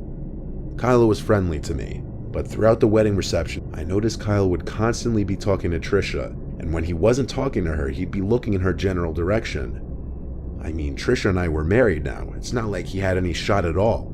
So at the time, I started to think maybe I was just being a little too paranoid, even if it was slightly annoying. Kyle came alone to the wedding though, which I thought was just a tad weird that he didn't bring a date. My wife and I stayed in a fancy waterfront hotel that night, and the next day we went back home. A couple people who didn't make the wedding came by the house to congratulate us and drop off gifts. Surprisingly, Kyle stopped by as well. Trisha and I had recently moved into a new house together, and Kyle claimed to have stopped by to check out our new place and to drop off his gift that he didn't get to give us yesterday. He handed us, well, Trisha specifically, an envelope and a little foot-long teddy bear holding a heart. On the heart was our initials, which I actually found to be a nice, thoughtful gift. We gave Kyle a tour of the house and he stayed for a beer, but after that he said he'd better get going and congratulated us once more before leaving. Inside the envelope was a card containing $100. As nice as I thought the gifts were, I still believed he had some serious feelings for Trisha, and I asked her to ease back on the friendship a bit. She couldn't see what I saw though, apparently. She swore up and down that they were just very close friends and that there were no feelings left on either side. Trisha put the teddy bear next to some of the other gifts on our dressers. While my wife and I were in bed together having a romantic moment, I stopped her when I heard this weird noise. I couldn't put my finger on what it was, but it sounded like a small electrical component. I looked around for my phone and found it was on my nightstand. I chalked it up to being a vibration from a text notification. Like half an hour later, laying in bed with the light off, I once again brought up Kyle, asking if he'd texted her since the day before. She said he has, and I got a little annoyed. I repeated myself, saying I don't want her talking to him anymore. She got a little mad at me for accusing her of being interested in him at all. I assured her he was still interested in her. Why else would he stick around in his ex's life like this? She got back at me with her assurance that she doesn't view him romantically at all, that she's no longer attracted to him, and that she broke up with him for a reason. She followed this with she will ease back on her contact with him. I apologized for coming at her like that, and we went to sleep. The next day, when I got home from work, Trisha exclaimed that Kyle randomly blocked her on Instagram, and when she texted him asking what's wrong, he replied, "What do you care? I heard the things you said." When she tried texting back asking what he was talking about, she saw that he blocked her number now too. I wondered if maybe she butt-dialed him on her phone while we had that conversation the previous night. But when she checked her call history, his name wasn't there. I wasn't angry though. Him blocking her meant I was right. He did still have feelings, and now he'd be gone. That night while in bed, we talked about it some more. Then I heard the little electronic vibrating sound again. I looked at the teddy bear on the dresser. Then I got up and went to pick it up, and my heart dropped. I grabbed a knife from the kitchen and started to tear the bear open. Trisha realized it immediately too. The inside of the bear's head was a square electrical component wired to what was very obviously a camera behind the left eye and a microphone box wired to the left ear. This was connected to some kind of Bluetooth device that would probably allow a phone to send and receive data. We went to the police that night with the teddy bear and filed a police report. We then hired a lawyer and pressed charges against Kyle for invasion of privacy, and the judge ruled in our favor and required Kyle to pay us $15,000 each. Trisha also got a restraining order against him, and that was the end of him in our lives. Though we still do sometimes worry that he may pay us an unexpected visit. If he was crazy enough to wire a teddy bear to spy on us and possibly watch us in bed together, who knows how far someone like that is capable of going.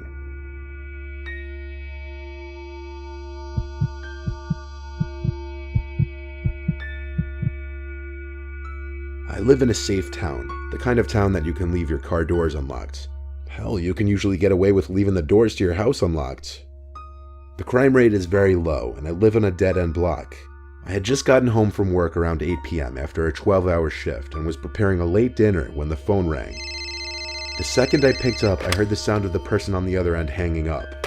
I don't know if this has any correlation with what's to come, but if it does, that's even more horrifying. On nights where I get home late, especially after 12-hour shifts, usually I'll just cook, eat, clean up, take a shower, then lay in bed watching TV for an hour before going to sleep. This was one of those nights. I was physically and mentally exhausted, which led me to making what I learned that night was a serious mistake. I was laying in bed watching The Sopranos for my third run. Sometimes I'll drift off to sleep with the TV still on when I'm just completely beat, and that's exactly what happened this night. I woke up to the TV still playing The Sopranos. I had slept through 2 episodes. I felt around the bed for the remote and turned it off. In the now freshly silent room, I was able to hear little creaks in the wood under the carpet. I felt adrenaline kick in as I looked across the dark room, and I felt I could vaguely see the shape of a very wide figure. As I aimed the remote at the TV to turn it back on to light up the room, before the TV was even on, I started choking on my own spit as I tried to say, "Please leave." The TV came back on, and the room lit up a tint of blue, revealing her. This woman in a wedding dress, looking at me, with the veil covering her face. I tried to scream at first, but nothing came out of my mouth because I was just in pure shock. I sat up, pressed against the headboard of my bed, frozen. That's the best way I can describe what I was doing in that moment. The woman in the dress, whose face I could barely see, walked over to the bed, whispering, "Where is my groom?" over and over, but each time she said it, she got louder. Her whisper quickly turned to a yell, and she grabbed the edge of my mattress and started shaking it. I screamed back at her to leave me alone. Then I got off the bed, pushed her, and ran to the bathroom across the hall and locked the door. She followed me, trying to open the door, banging on it and repeating the words, "Where's my groom?" I yelled at her I'm calling the cops, and luckily I had my cell phone on me. The woman was crying now on the other side of the door, still knocking and banging. The last thing I heard her say was, "I have to get to my wedding." I heard her stomp down my stairs, screaming and crying. Then I heard the front door slam shut. I was on the phone with 911, and I explained what just happened. I checked the living room, and she was gone. I stepped outside to see if I could see which way she ran, but she was out of sight. A police officer showed up shortly, and I described her as some larger woman in a white wedding dress and veil. How she was screaming, "Where's my groom?" and "I have to get to my wedding." I couldn't help with the direction she ran to. It was either down the only direction the street goes, or the woods to the right. Because of my exhaustion after my 12-hour shift, I had forgotten to simply lock my door, something I honestly never even thought was a problem in my neighborhood. But this just goes to show that even the best of neighborhoods, you're not always safe from crazy people out there. I think this woman was off her rocker and belonged in a mental asylum, and I hope police or somebody found her roaming the streets that night and brought her somewhere to get her help.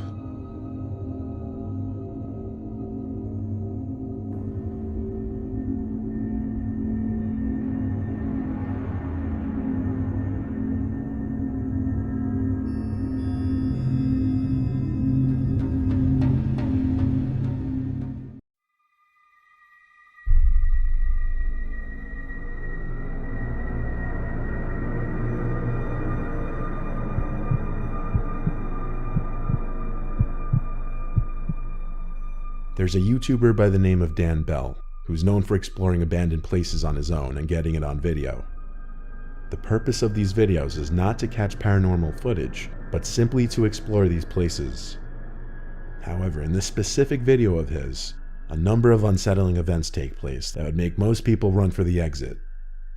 This video was shot at an abandoned children's asylum, and you can tell the eerie vibes from the place from just outside.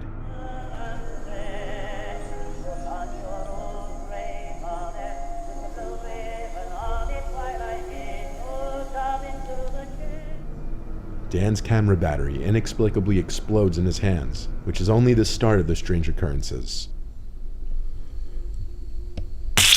Shit!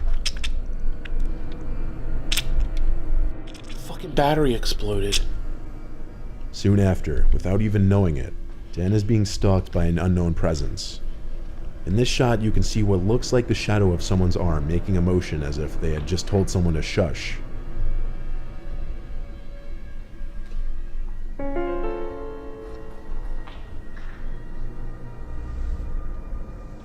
In a follow-up shot in an adjacent room, if you look closely, you can notice something peering in through the doorknob hole to this door.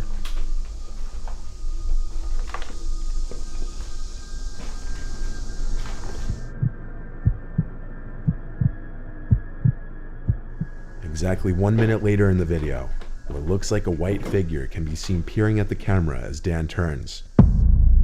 And when his hand moves away, you can see the figure is gone.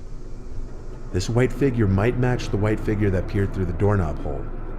And finally, when Dan finds himself in a room with blood on the floor, you can hear a voice in the next room over, saying what most closely resembles "Let's get him."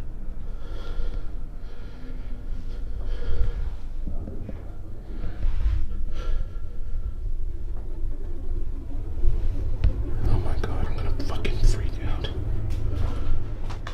Dan had a theory of his own as to what was following him around in there.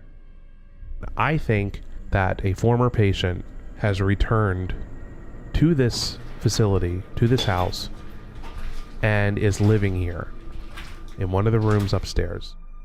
Others believe there may have been more than one person in there, and that they had some kind of white sheets over their heads to hide their identities, planning on robbing him or worse.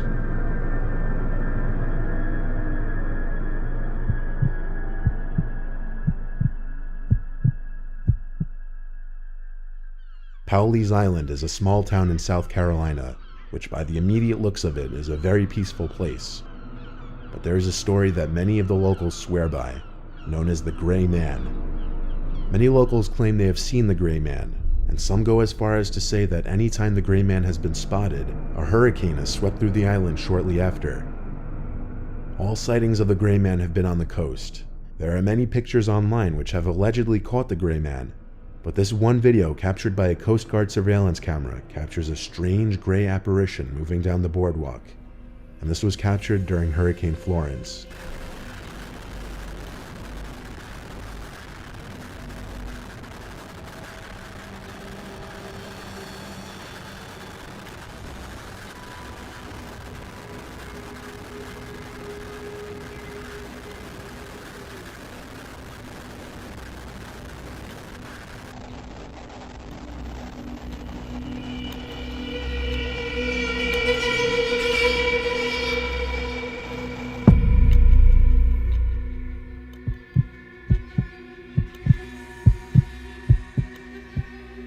YouTuber by the name of Time to Play TV decided to spend the night at an allegedly haunted hotel in Georgia, the Riverview Hotel. As you know, this is where we went to. This place that the video you're about to see is a haunted hotel. It was made in like 1916 by 3 women who had it built, and then they ran it, and they obviously eventually have passed away. And then I guess the sightings started happening after they started passing away. People would see a woman in the hallway.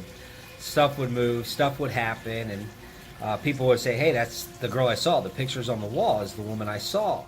His plan was to set up a camcorder in the room while he slept and try to capture any paranormal footage.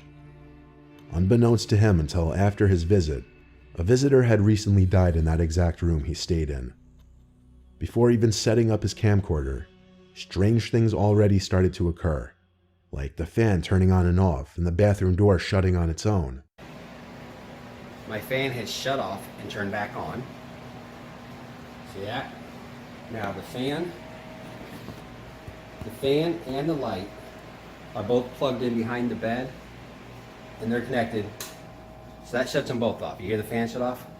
And the fan by itself is turned off, I want to say, maybe 2 or 3 times. The bathroom door over there, it's closed. Now, I don't mean a little bit. I mean, it's fully closed. Now, the reason it's open now is because I thought maybe a breeze, maybe something. There's no windows open. I got nothing going on, and that thing right there is just closed all by itself. It's closing right now, guys. It just moved a little bit. I'm telling you, it just... See that? There's no one in here with me, completely alone.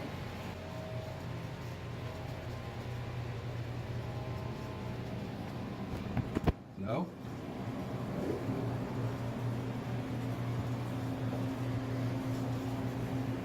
There's no one here, guys. I'm using the front face in the camera, so it's kind of hard to see. But you can see. Watch. Watch. See, it's a watch.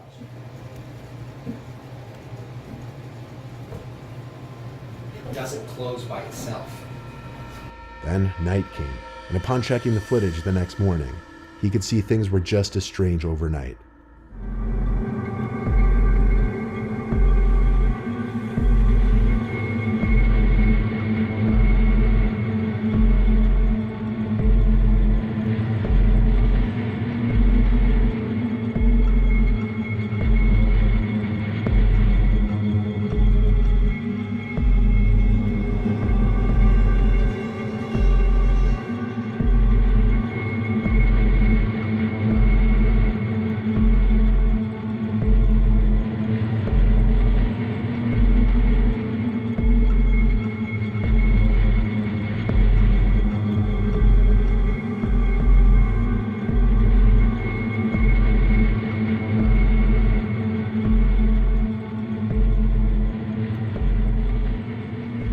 Not only the chair, but also the entire bed moves. He decides he's not going back to sleep.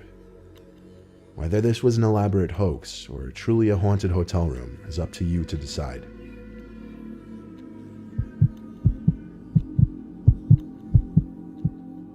It's the story everyone's heard 100 times already. A house nestled in the Long Island town of Amityville, which will forever be linked to what is known as the Amityville horror phenomenon. On November 13th, 1974, the estate was the scene of a mass murder. Ronald J. DeFeo Jr., who was 23 at the time, shot and killed with a rifle his entire family while they were asleep, which included his parents and 4 siblings. 13 months later, the Lutz family purchased the 5-bedroom, 3.5-bathroom home at a drastically reduced price of $80,000. But they only lasted 28 days before leaving it due to strange phenomenon, including George Lutz, the father, waking up at 3 a.m. every morning, which was around the time Ron DeFeo carried out his murders, and the youngest daughter, Missy, beginning to speak to an imaginary young entity in the house. A camera investigation was conducted of the house, and out of all the pictures taken, one stood out the most. The boy in this picture is commonly thought to represent the youngest DeFeo family member who was murdered in the house, and also the entity that Missy had been communicating with.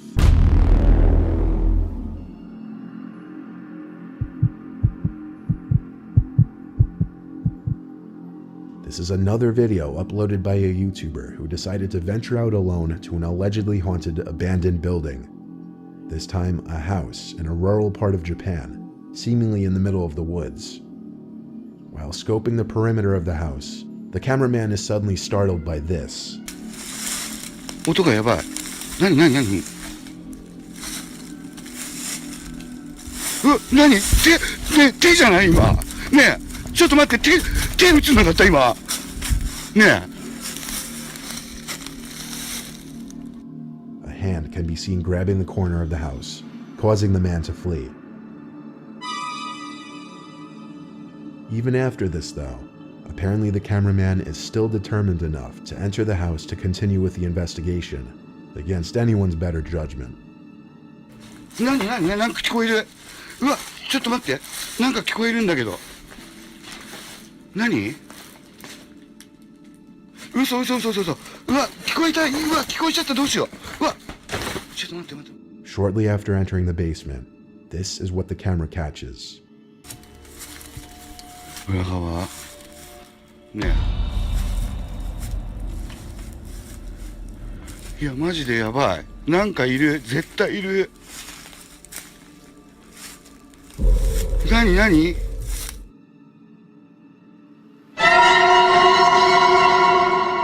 cameraman was clearly being stalked by someone in this house. By who remains a mystery. Some reactions to the video even suggest that it may have been the ghost of someone who formerly lived there.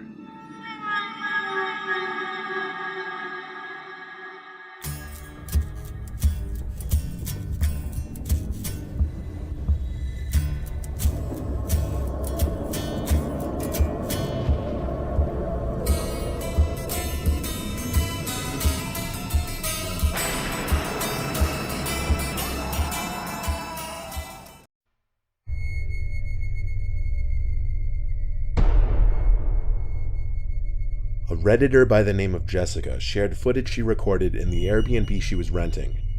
There wasn't supposed to be anybody else in the rental, and she didn't even meet the owners as the keys were left in the mailbox. Shortly into her stay, she was getting ready to take a shower when she started hearing sounds from inside the walls. She rushed to get her camera and get the sounds on video. This is what she captured.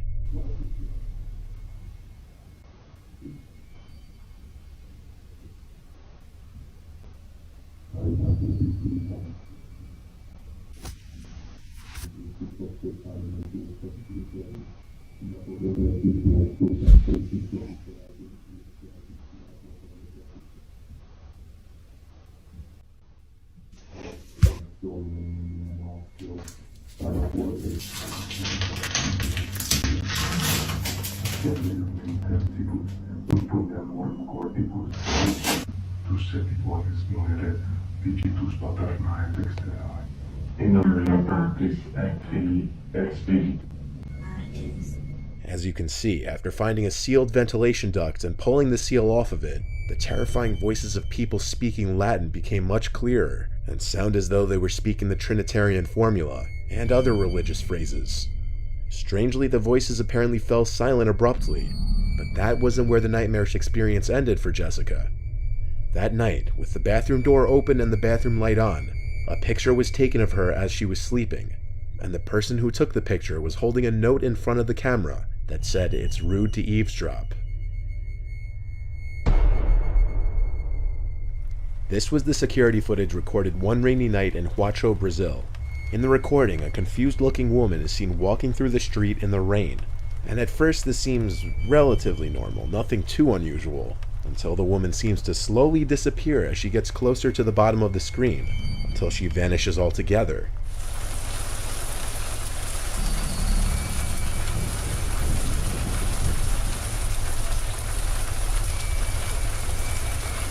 When zoomed in, you can also see the woman seems scantily dressed for the weather conditions seen in the video.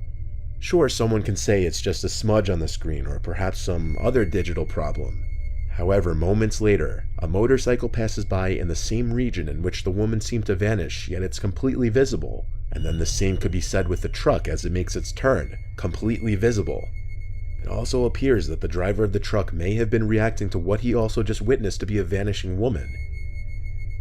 Whether this was just camera trickery or really a wandering apparition is up to the viewer to decide.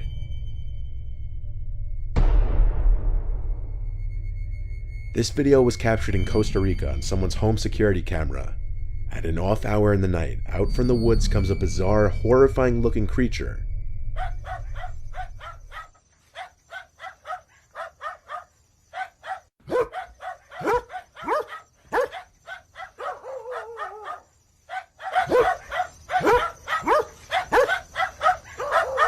First, one might assume it's just a person doing some kind of crab walk, or if this were Australia, they would just assume it's another spider. But you don't even have to watch too closely to ask why or how the arms and legs would be the same length if this were a person. If it was just a person contorting his or her body, the creature wouldn't appear as long as it does and would most likely have a noticeable lump in its back from them contorting their torso. Also, based on the dog's reactions, this was not the work of CGI, as they were reacting to something that's actually there and cause for alarm. This fourth video was taken from the Japanese YouTube channel Omogatoki Films. Their channel focuses on exploring haunted locations and capturing paranormal events on video. In January of this year, the owners of the channel were contacted by a real estate agent regarding a house he's been having trouble selling, due to the fact that the house used to be owned by a family that mysteriously disappeared in 2013.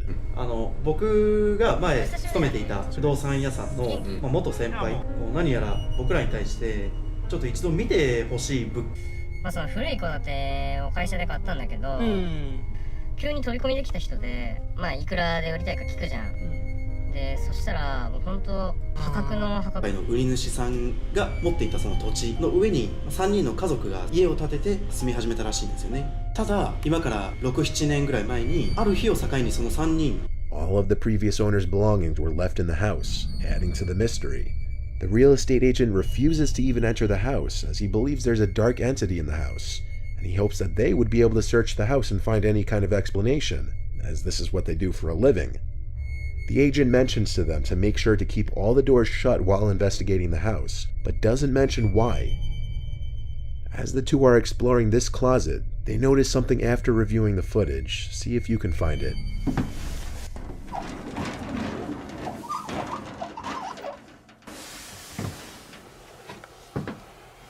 ほら、もう全部開いてるもん。ああ、確かに確かに。すっごい、ほんと、物がやばい。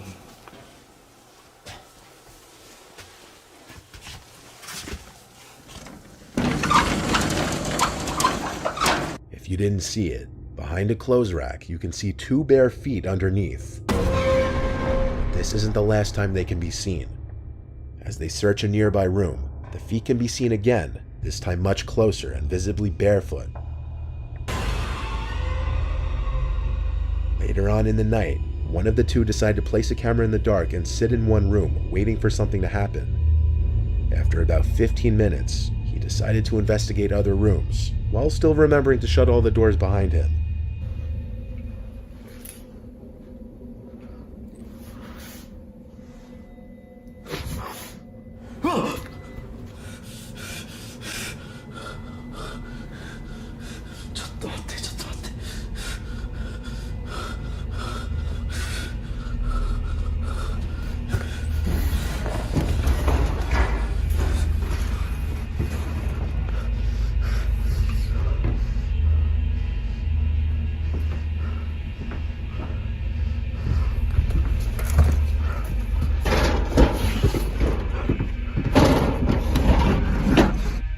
As you just saw, there was a face looking in through the door, but as he approaches, it disappears.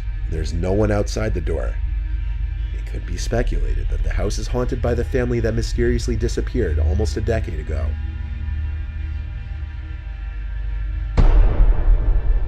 This was some alleged sighting of La Llorona. La Llorona is known as a ghost who roams waterfront areas mourning her drowned children. This video was captured in León, Guanajuato, Mexico. The video is of a man running from what resembles La Llorona.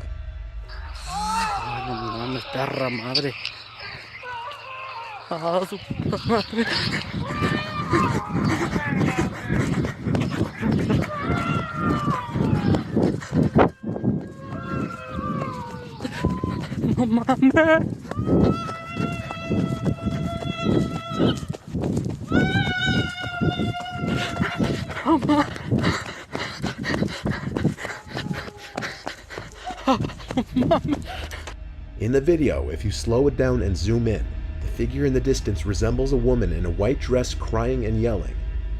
The man was coming home from a party around 3 o'clock in the morning when he encountered the woman in front of him. As he starts to run in fear, the woman starts shouting at him, not making any sense of what she's saying. The man allegedly died 3 days after this sighting, and the cause of death was ruled a heart attack. This video was recorded in November of 2020, and it's just recently getting noticed.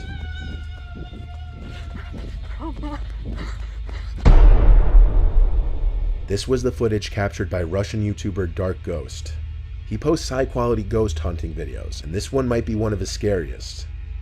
A woman had written to him about her deceased son who was obsessed with the paranormal and finding out what happens to the human soul after death and the afterlife.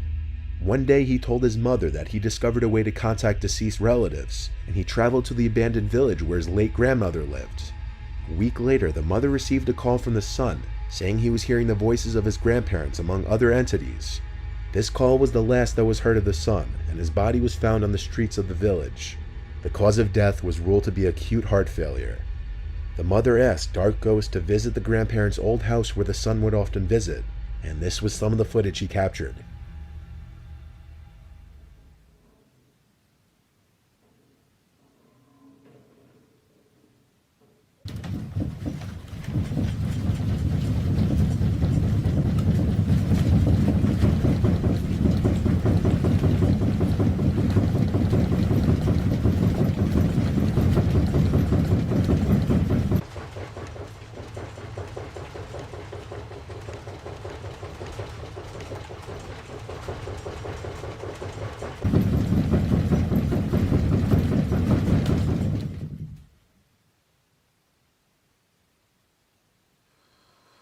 Various sounds such as footsteps and knocks can be heard throughout the video, and on multiple occasions, doors and cabinets can be seen swinging open or closed on their own.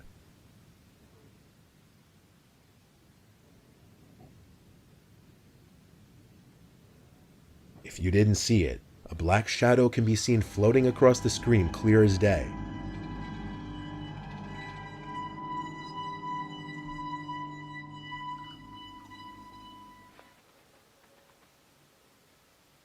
Либо шкаф, все грохочет, я не понимаю, либо комод.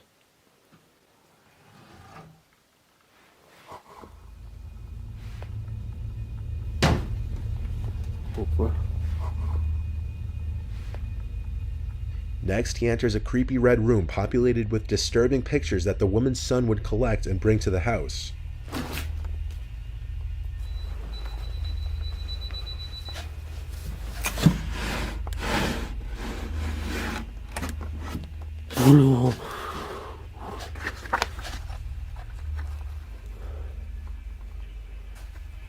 Вроде бы как.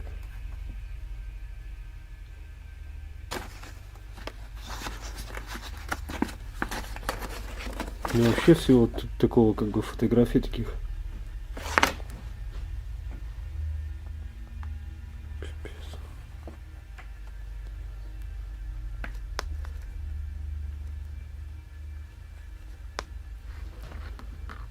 Это просто жесть.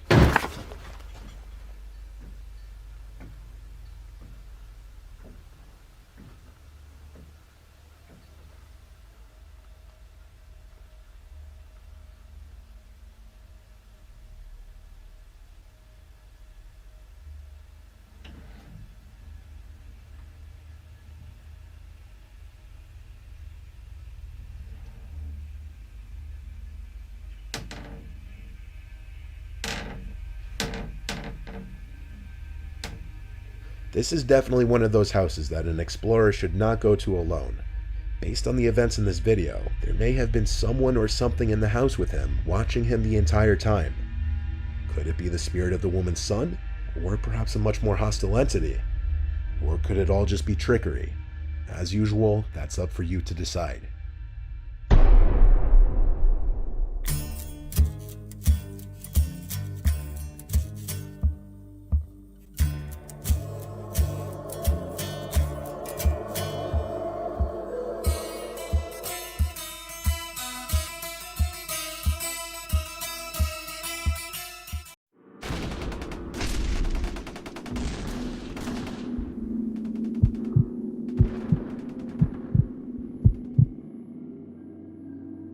My dad served in the Vietnam War from 1960 to 1962. For the longest time, he didn't tell anyone outside of the family this story, but he's in his mid-80s now, and he doesn't care about me sharing it with anyone. Not that I intend to release any of our names.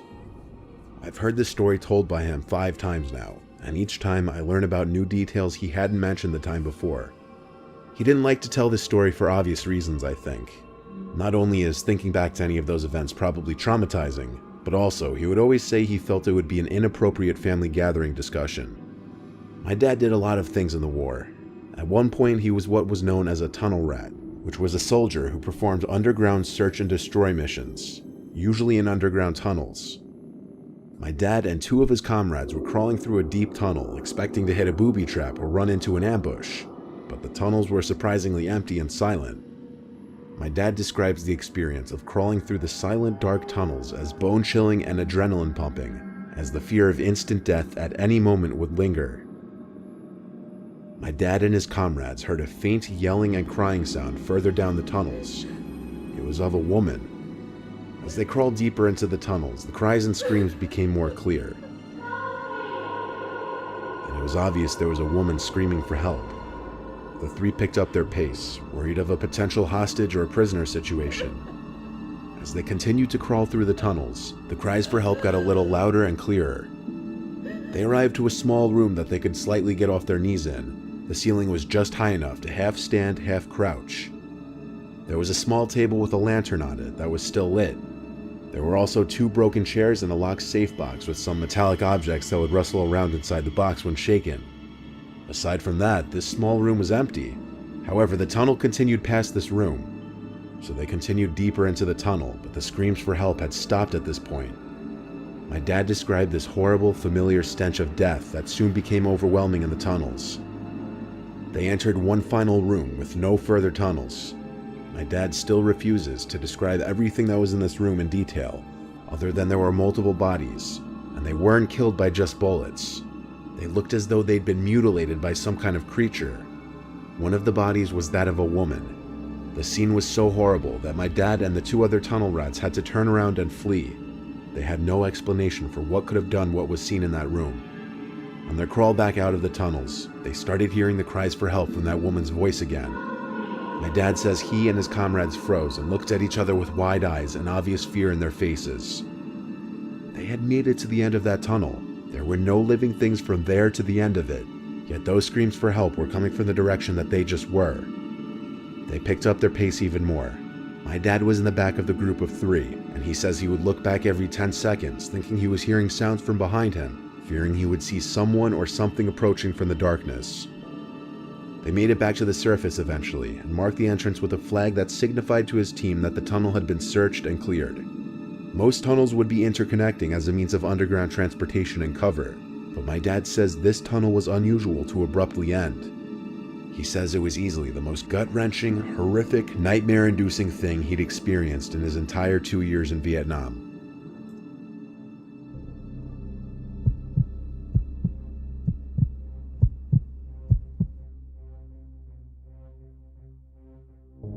My basic training for the Air Force was at Lackland Air Force Base in San Antonio, Texas.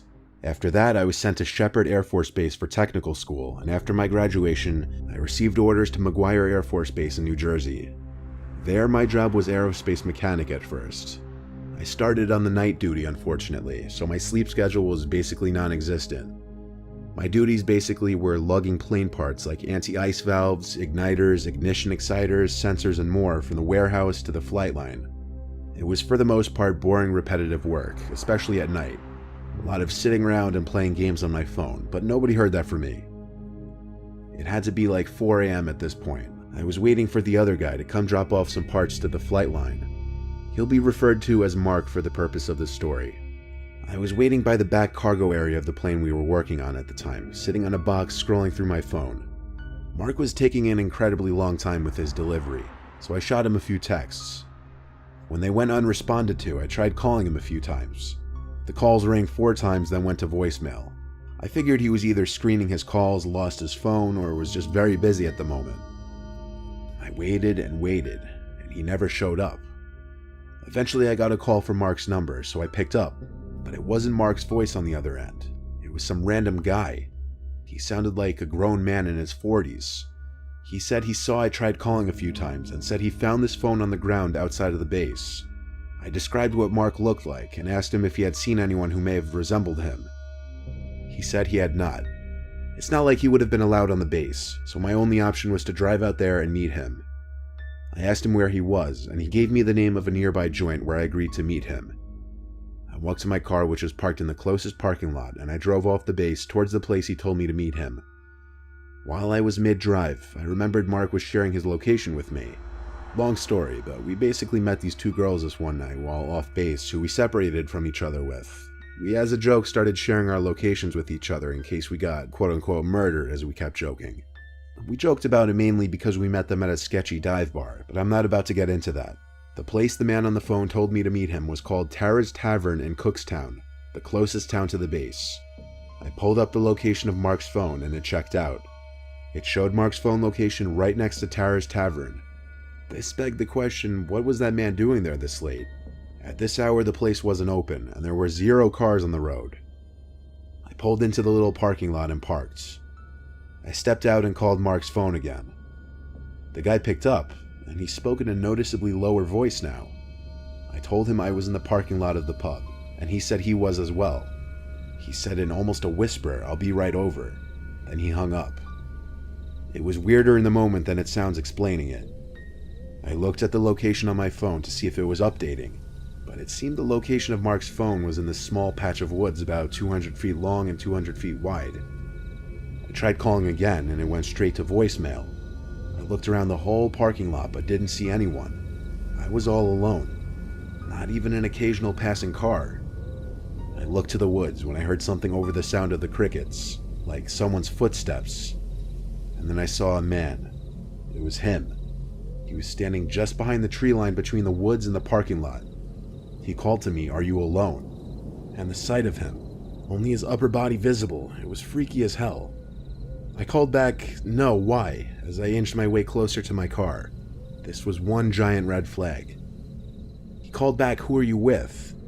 I didn't answer that. I got in my car and drove back to base. I called my supervisor and told him Mark was missing and someone was hiding in a patch of woods with his phone. My supervisor told me he was with Mark at that moment. He told me to meet them at the small building by the flight line. I met with the 2 and told them once again what I witnessed when tracking his phone. Mark told me what happened. While off the base, he was approached by somebody outside of a 24/7 convenience store, asking for a ride back to the base. Mark believed that he was actually in the Air Force at first and let him in the car, but as they were driving, the man asked Mark to pull over by the woods so he could pee real quick. Mark obliged for some reason. As Mark was pulled to the side of the road by the same small patch of woods by Tara's Tavern, he wasn't paying attention for a minute, and his door was opened by the man. Without a second to even react, the man was grabbing Mark's arms and squeezing them as he tried to pull him out of the car. Mark said he kicked at the man's groin area until he let go. He dropped his phone and it fell out of the car during the struggle, but as he was free, he drove the car away with the door still open at first. And next thing that happened was he went back to the base to talk with our supervisor. We of course called the police and all went to Tara's Tavern to check if the man was still there. The location of Mark's phone was no longer popping up on the map. It's possible the man destroyed the phone. All we did was file a police report. Some people out there are actually crazy and dangerous. Who knows what he would have done to either of us if he had gotten us in the woods.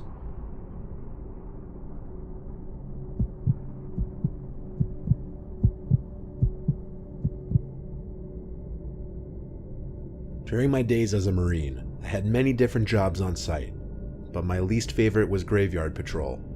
At one point, I was one of the few with the overnight graveyard patrol shift for a nearby memorial cemetery. As you would imagine, it was a pretty slow shift with not much going on.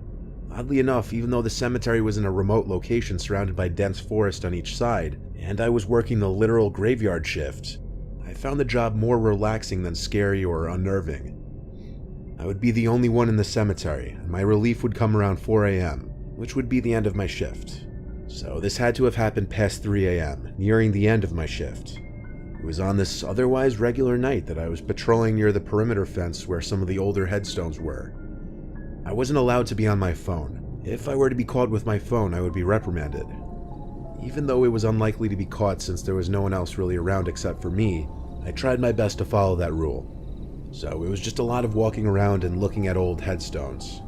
But anyway, while patrolling past some of the older ones, I began to hear a woman's humming. It was this very calming, soothing kind of humming, only I wasn't calmed or soothed, because nobody was supposed to be in the cemetery, so it was more so a cause for concern. I started following the sounds of the humming. It was coming from behind this intentionally planted line of thick trees with vines and brushes sprouting from the sides of them. Instead of walking around the long wall of trees, I squeezed through the vines and bushes to the other side, cutting myself in the process.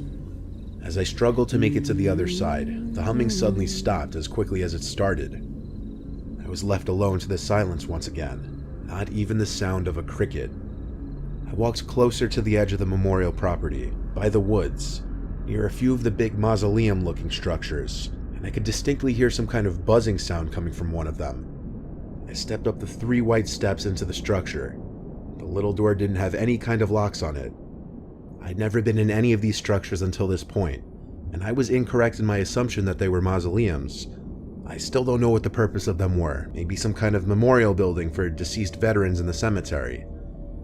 As I was inside that cold, dark structure, I could actually feel the hairs on my arms begin to stand up as I got goosebumps for reasons I wasn't sure of just yet. That buzzing sound was coming from inside of the structure, but it almost seemed like it was coming from beneath my feet. I looked down to the wood floor, and there were tiny round holes in each plank of wood, it seemed. Big enough to look through, but way too dark down there to see what lay below the floorboards. I had an idea. I positioned my phone on the floorboard just right so that the flashlight would shoot light into the hole in the wood, and I would look through one of the other holes. I lay basically flat on the floor with my head pressed up to the wood, one eye closed. I expected to see nothing at all, but I saw what appeared to be the top of a woman's head. And as if she knew I started looking immediately, she looked up at me through the hole. I only saw her face for maybe half a second before I fell backwards and let out a blood-curdling scream. I sprinted back to the parking lot and called the guy who was supposed to relieve me soon, and I told him to meet me now. When he showed up, I tried to convince him that I was telling the truth about what I'd seen in that little building. He entertained me by coming with me to it, and I repeated what I did earlier with my phone flashlight. He looked through multiple holes but saw nothing. I had to check for myself, and he was right. It was just some small, empty-looking space underneath the structure. I spent the rest of the shift with him. I left at 4 on the dot. I know he didn't believe me. I wouldn't have believed me either. I'm sure it's a possibility that it was a hallucination as a result of my lack of sleep. But I also believe it's a possibility that I witnessed a spirit or something completely supernatural. I'd heard so many older Marines and veterans tell of supernatural experiences they had while serving. I don't know who the woman that I saw could have been if it truly wasn't my imagination, but it chills me to the bone to imagine it having been one of the women buried in the cemetery.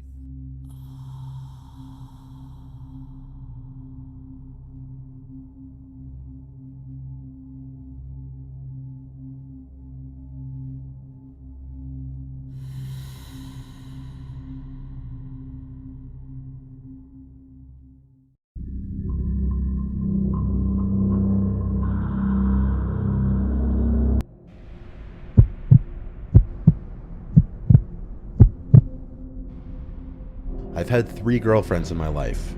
My current girlfriend, who I've been with for 3 years happily, my first girlfriend in college, and my second girlfriend, Kelly.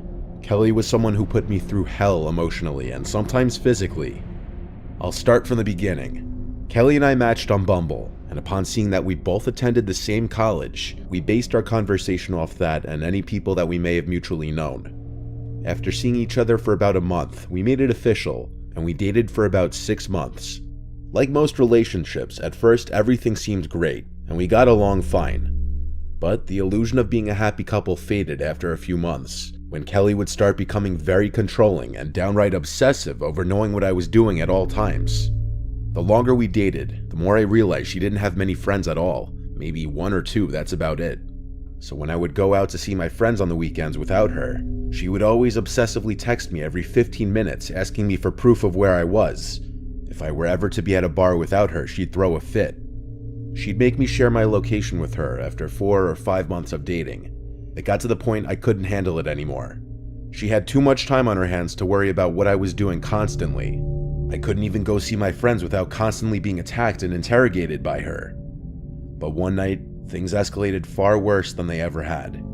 Admittedly, I ended up at a bar and very drunk with a group of my drinking buddies. We started at my friend Kevin's house, and I didn't intend on ending up at a bar. When I got home, Kelly was waiting in front of my mom's house for me, with a batshit crazy look on her face. This was one of the first nights that she laid hands on me, repeatedly hitting me while screaming I'm a dirty cheater and other insane things, all while outside causing a scene for the neighbors to hear. After I had to grab her arms to get her to stop, she shouted things like, "Get off me, I'm calling the police."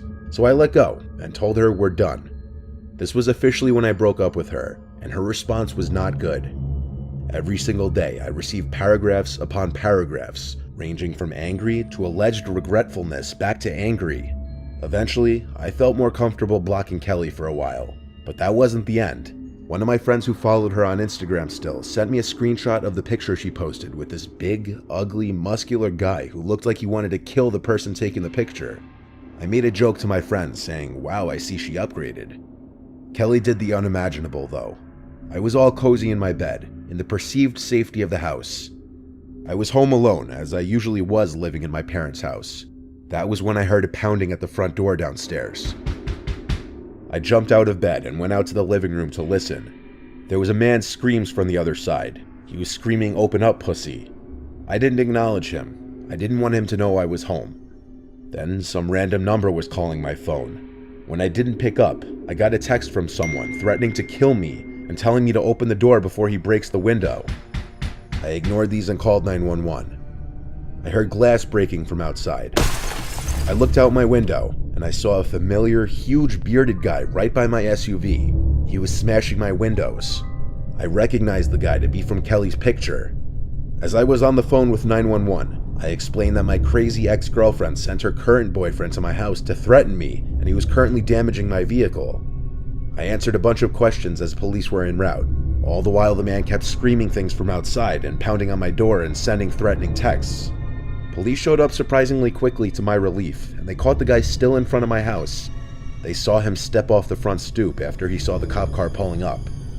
I went outside right away and showed the police my car and the texts, and the big, roid-raging man was still yelling at me that I'm gonna fucking pay for talking shit about him to Kelly. I told him I hadn't spoken to Kelly in months, and he said, "Oh yeah, what about the texts?" as he was in handcuffs already. I said, "What texts?" and he accused me of being a bullshitter. So after he was brought away in one of 2 police cars, I gave the second police officer whatever information he needed of the situation between Kelly and I, and he told me I had a good case for harassment and should definitely file for a restraining order immediately. He told me to head to the precinct the next day, which is what I did, but I also unblocked Kelly and asked her what she said to her boyfriend and why. And after she responded claiming she had no idea what I was talking about, I sent her a long text giving her a piece of my mind, basically telling her about my getting a restraining order and telling her to seek help. I never heard from her again, nor her crazy, roid-raging, now ex-boyfriend. According to my friend, she deleted the picture with him literally the next day after that happened. I currently have a restraining order against both her and her ex-boyfriend, Javier Cruz. Be careful who you decide to date. There's a whole lot of crazy out there.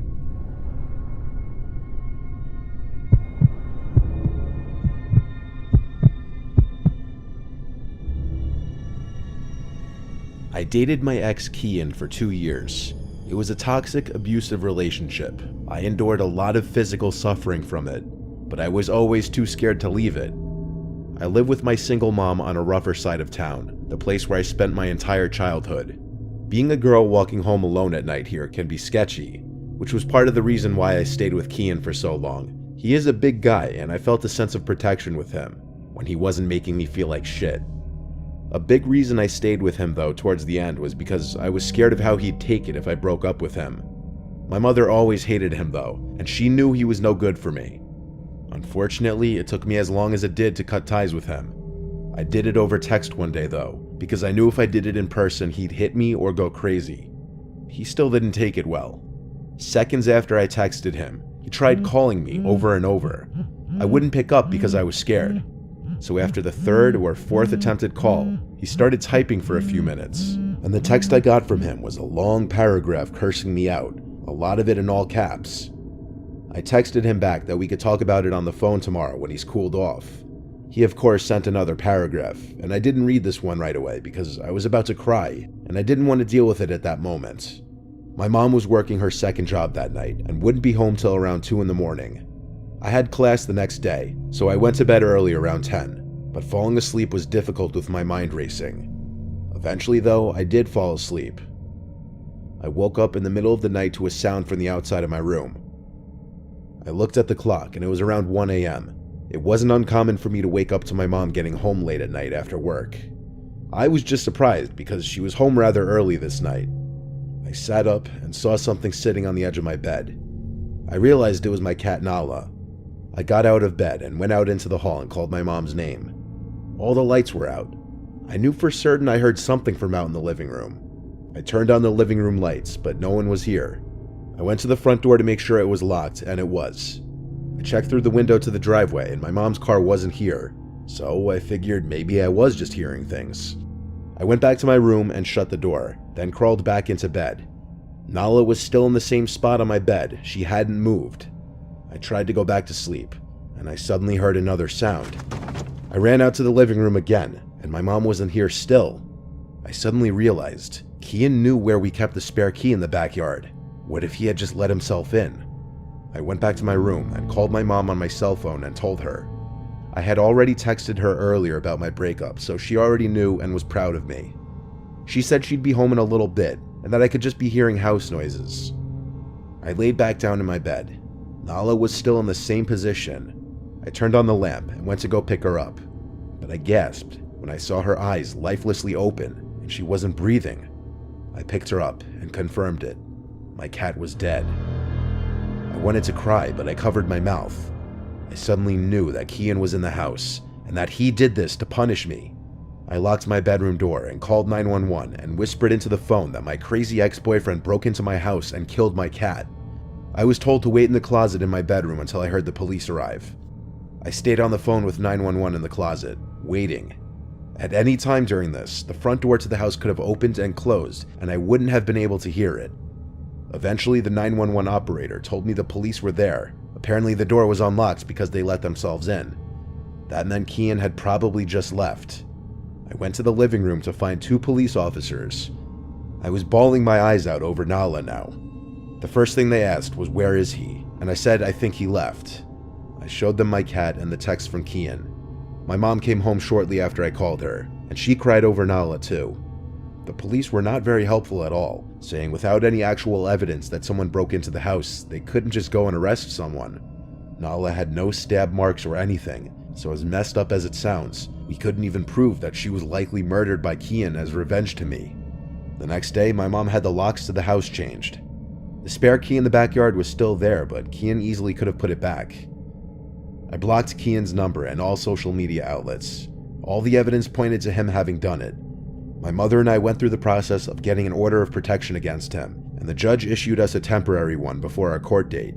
The last time I ever saw Kian was in court, where thankfully the judge determined that the order of protection would remain in place. I still often think about how the first time I went downstairs, Kian was probably somewhere in the living room, hiding and watching me.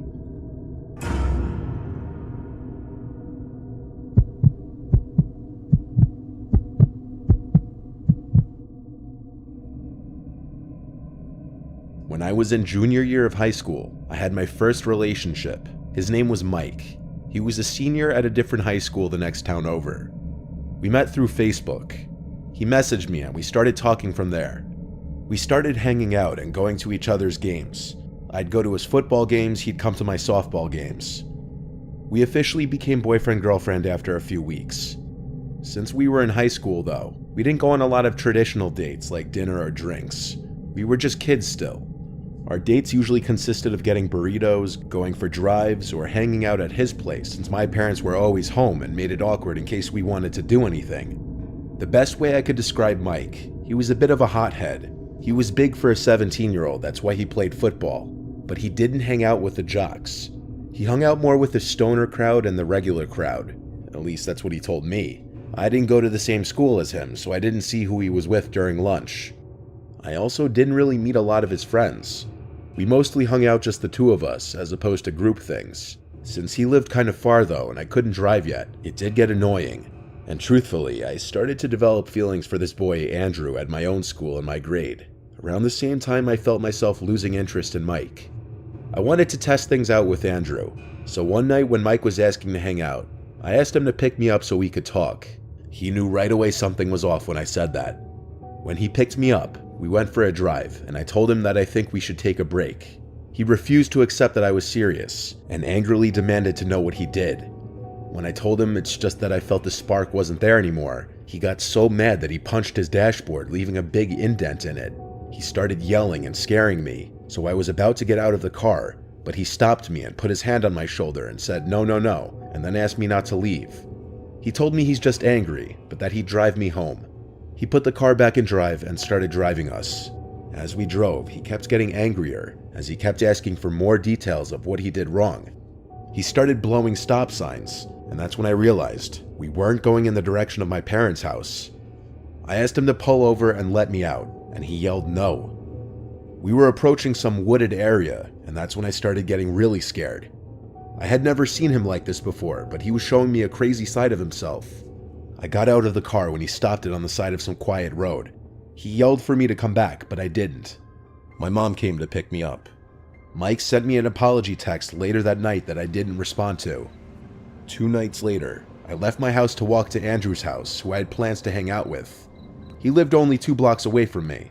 On my way there, I spotted someone across the street, not too far behind me, walking about the same pace as me.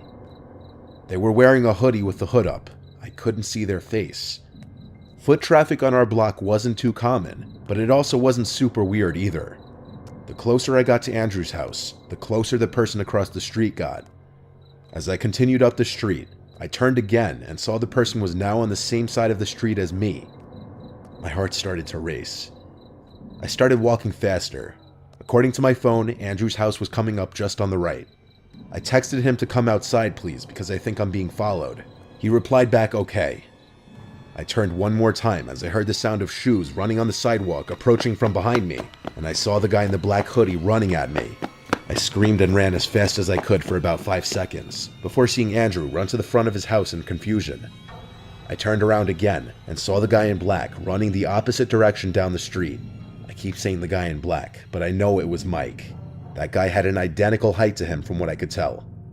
A few instances happened after that, like getting calls with no caller ID and seeing Mike's car parked outside my parents' house in the middle of the night. My parents were aware of what was going on, and one day, my dad drove us over to Mike's house and knocked on the front door while I was in the car and had a long, loud talk with Mike's parents. I lowered the windows to listen, and most notably what my dad yelled was that he doesn't care how old Mike is, that it's still harassment, and if he keeps trying to contact me in any way, that we'd get police involved. It worked. Mike stopped trying to contact me after that. For those wondering, Andrew and I ended up dating for around a year. My relationship with Mike was an early lesson in my life to watch out for red flags.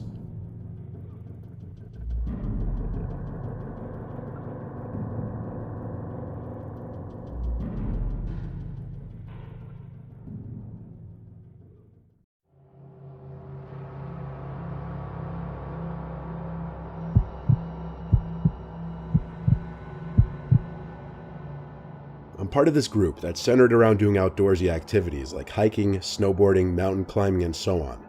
It started as a Facebook group and evolved into a closer-knit group of people, around 10 of us. Not all 10 or so people go to every outing, obviously.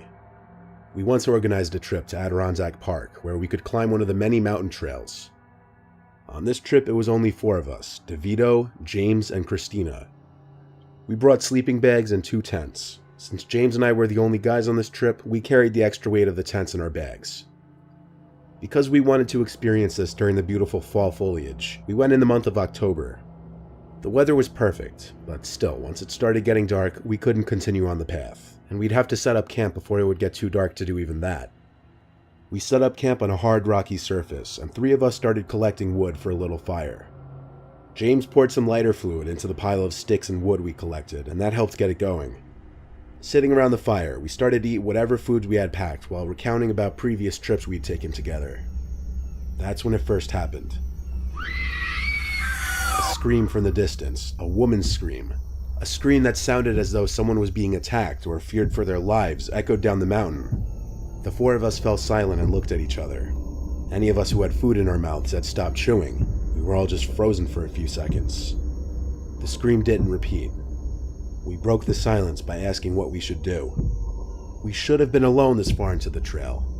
Then another sound echoed down the mountain, this one a loud popping sound. It didn't sound like a gunshot at all, but the best any of us could describe it was this high-pitched, loud, single popping sound. We now agreed to put the fire out and get in our tents. We didn't know who was out there or what was going on, and we didn't want to advertise our presence. I shared a tent with James while the girls shared the other tent. Falling asleep in a sleeping bag is always a tough task for me, and when you add hearing a blood-curdling scream out in the middle of nowhere not too far from you, it just makes it even harder. It was an hour or 2 that passed, and James seemed to have already fallen asleep.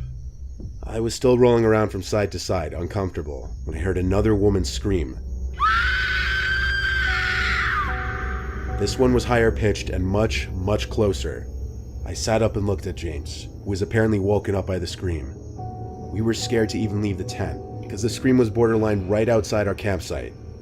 We were discussing if we should wake the girls and pack it up and leave, but we'd have a long hike back in the dark ahead of us. We then heard footsteps outside our tent, the sound of shoes hitting the stone floor below us. I called both DeVito and Christina's names, expecting it to be them. But when they didn't answer and the footsteps stopped right outside the tent, I looked at James, who looked back at me with an equally horrified look on his face. Someone then started shaking our tent violently, and James and I started to scream, and we could hear the girls screaming in their tent as well in reaction to our screams. I said on the count of 3, we leave the tent and fight whoever was out there.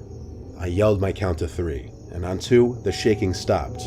By 3, I unzipped the door to the tent, and the 2 of us crawled out from it expecting to see someone standing out there, but they had already disappeared into the darkness, probably still watching us. We ran to the girls' tent yelling their names, saying we gotta go. They crawled out with their backpacks and followed us. We went back for our backpacks too after seeing them with theirs, even though our lives could have been in danger. After grabbing our bags and leaving the tents and sleeping bags, we somehow navigated down the mountain through the dark without flashlights on, relying only on moonlight. We had to stop and sit multiple times to rest, but we never stopped to sleep again. Not like we even had the option anymore. Plus, we were paranoid that we were being tailed. We had to just keep moving for hours until we made it back to the car. James drove us 20 minutes down the road before stopping, and then we slept in the car. We all woke up past noon because of how much walking we did and how late we finally got to fall asleep. We told the whole group about it the next day on the drive home. To our knowledge, nothing ever came up on the news about any kind of murders or weird happenings in the Adirondacks around that time. It was in October of 2017 if anyone wants to do some detective work of their own. This still holds up as the scariest and overall worst night of my life.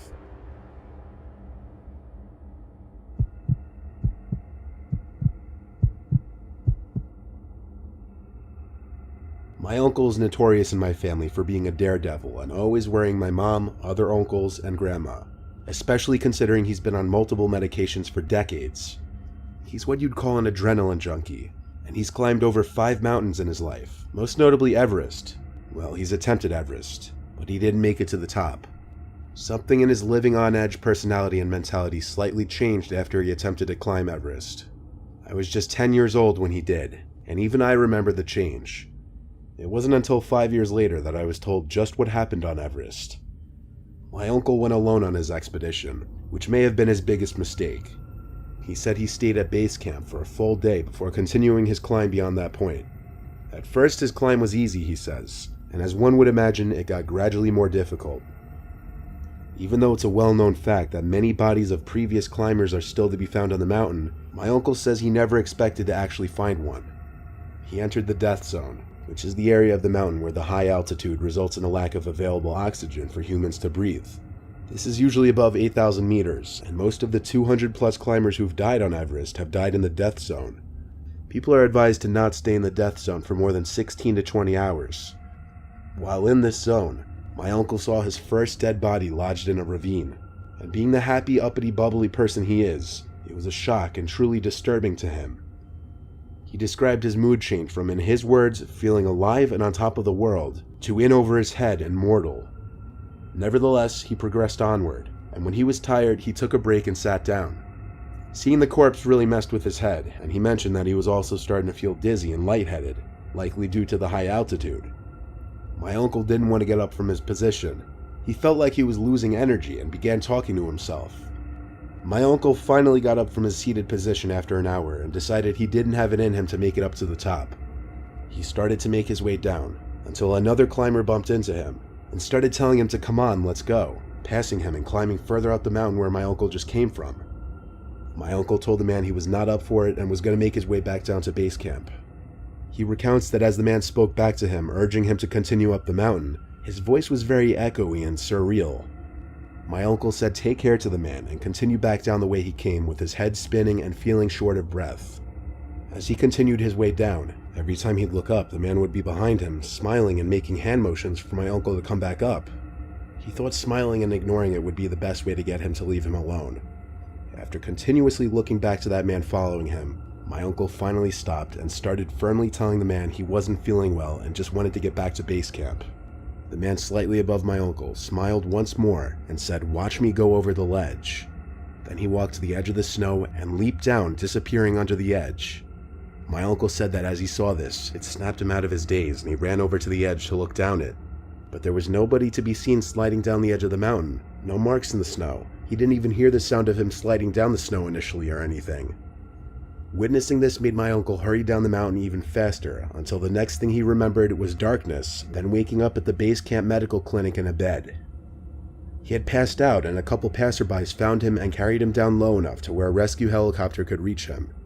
My uncle waited until the end of the story to tell me that he was off his meds for the entire trip, and mixed with the lack of air in the death zone, he started to quickly hallucinate and talk to himself. Upon getting home, he did some research on recent deaths on the mountain, and learned of a young man who had died climbing Everest that same week who looked just like the man in the hallucination. This is when he started to question if it was actually a hallucination or not. However, the death was reported before my uncle had this alleged hallucination. He still says he's not entirely sure what he saw was a hallucination. I don't press him for more details about this story, as like I said, it's changed him and it's clearly left some kind of mental scar on him. I can't imagine how horrific of an experience this was for him.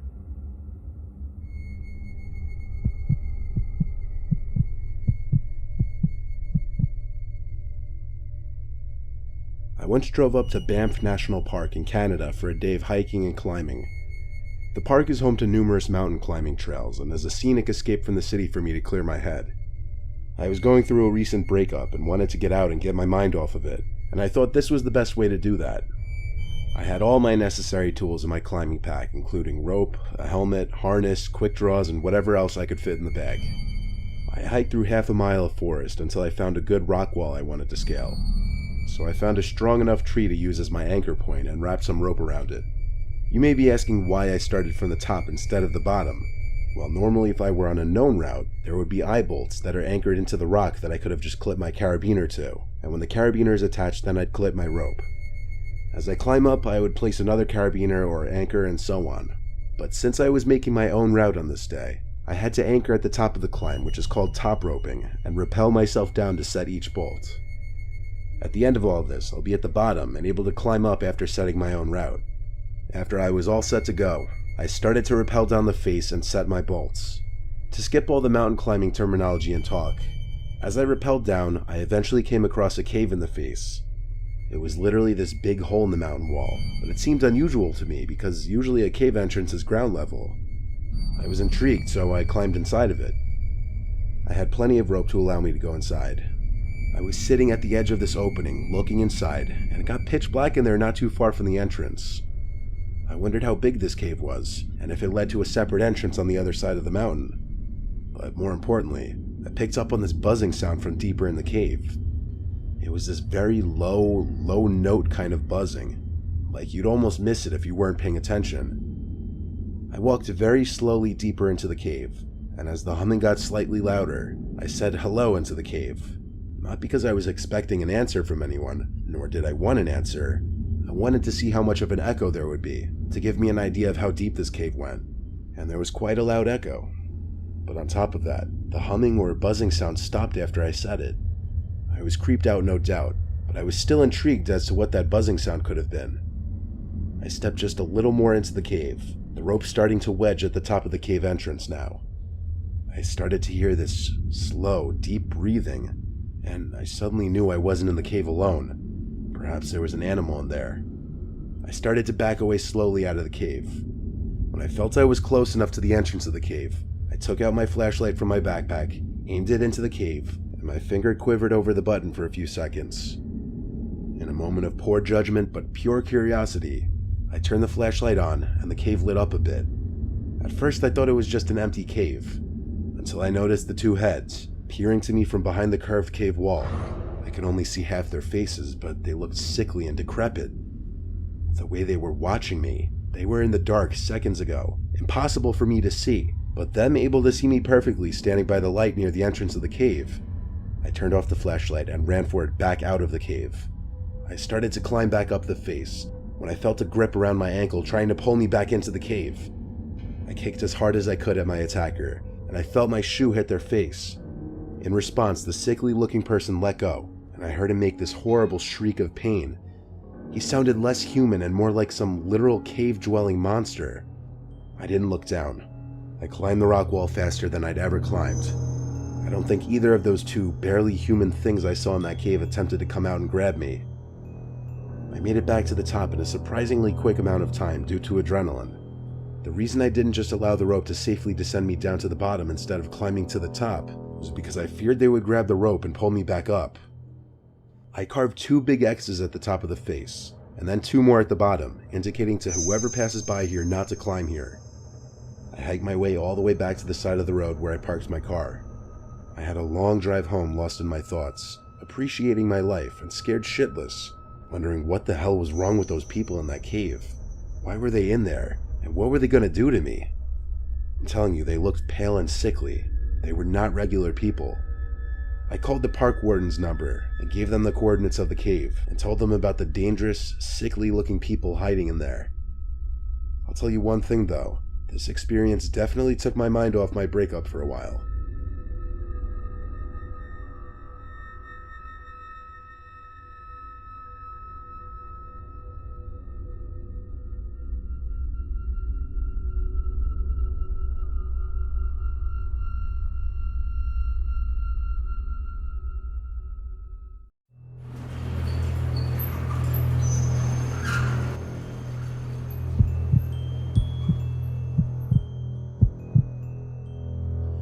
I was assigned as a security guard with the midnight shift at a very large Omaha warehouse when I was a young man. This building was mainly used for storage and it was huge. We as security personnel were tasked with hitting several stations inside this building on the night shift, and this required that we did a lot of walking. There would always be 2 personnel assigned to the warehouse at night, one patrolling the outside perimeter in a car, and one inside the warehouse on foot. Being outside, sitting in the comfort of a car was obviously the more desirable of the 2. I was working a Wednesday night. I was about half an hour into my shift. I would start the shifts walking around for about an hour, just surveilling the place before sitting down in one of the security offices.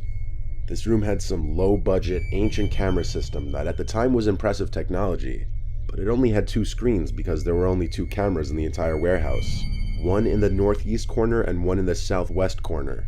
That's why we couldn't just sit on our butts in the security office our entire shifts and had to actually patrol the place. This was a shared warehouse for some tech companies, and a lot of expensive equipment was held here, hence why 2 security guards would have to be there every single night. The warehouse layout was similar to that of a regular grocery store. There were like 10 to 15 aisles, and one intersecting aisle that cuts between the other 10 to 15 in the middle. I was still making my initial rounds around the place when I saw, all the way down at the end of the aisle I was in, something at the end section. It was like this white thing that kind of resembled the shape of a head, and it was poking out from behind the end section. Mind you, it was so far away that all I could make from it was this white-looking object. I elevated my slow stroll to a moderately quick speed walk, and halfway through the aisle, the white thing disappeared behind the tower of boxes. This confirmed my fear that it was a person, and that I wasn't alone in there. I now ran to the end of the aisle, hoping to see the other night guard walking around or something. As I stood in the southwest corner of this giant warehouse, I looked up at the camera in the corner, and it was pointing in the direction of the thing I just saw. I looked in that direction, and there it was again, at maybe the 7th aisle, that white thing I saw earlier.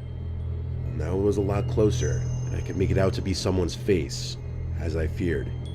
But it wasn't the other security guard. It was this extremely pale, ghoulish-looking face. They once again slowly hid their face behind the tower of boxes. I walkie-talkied the other guard on duty, and he radioed back that he was in the car by the back section of the parking lot. He said roger that, he'd be here in 5. Getting off the phone with him, I was nervous to approach the aisle that I saw the person's head.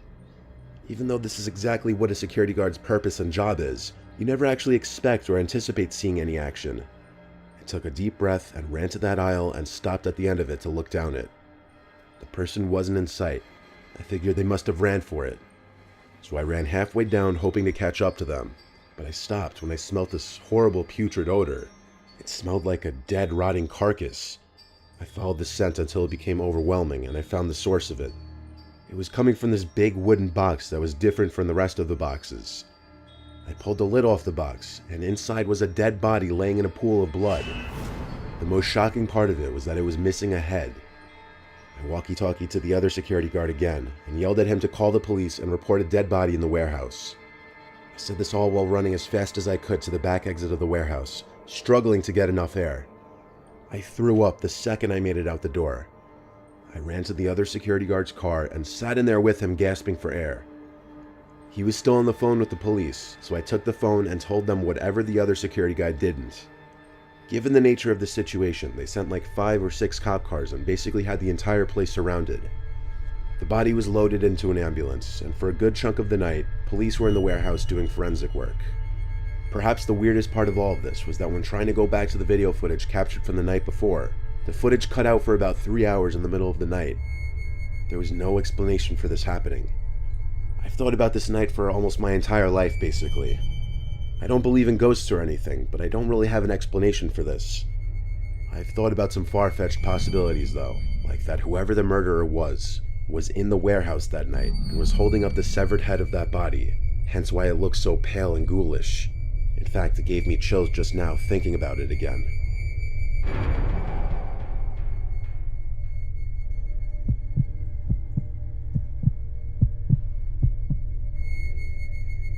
Several years ago, 2 friends and I heard from a mutual friend about this creepy abandoned warehouse or furniture store that was only a few miles from my house.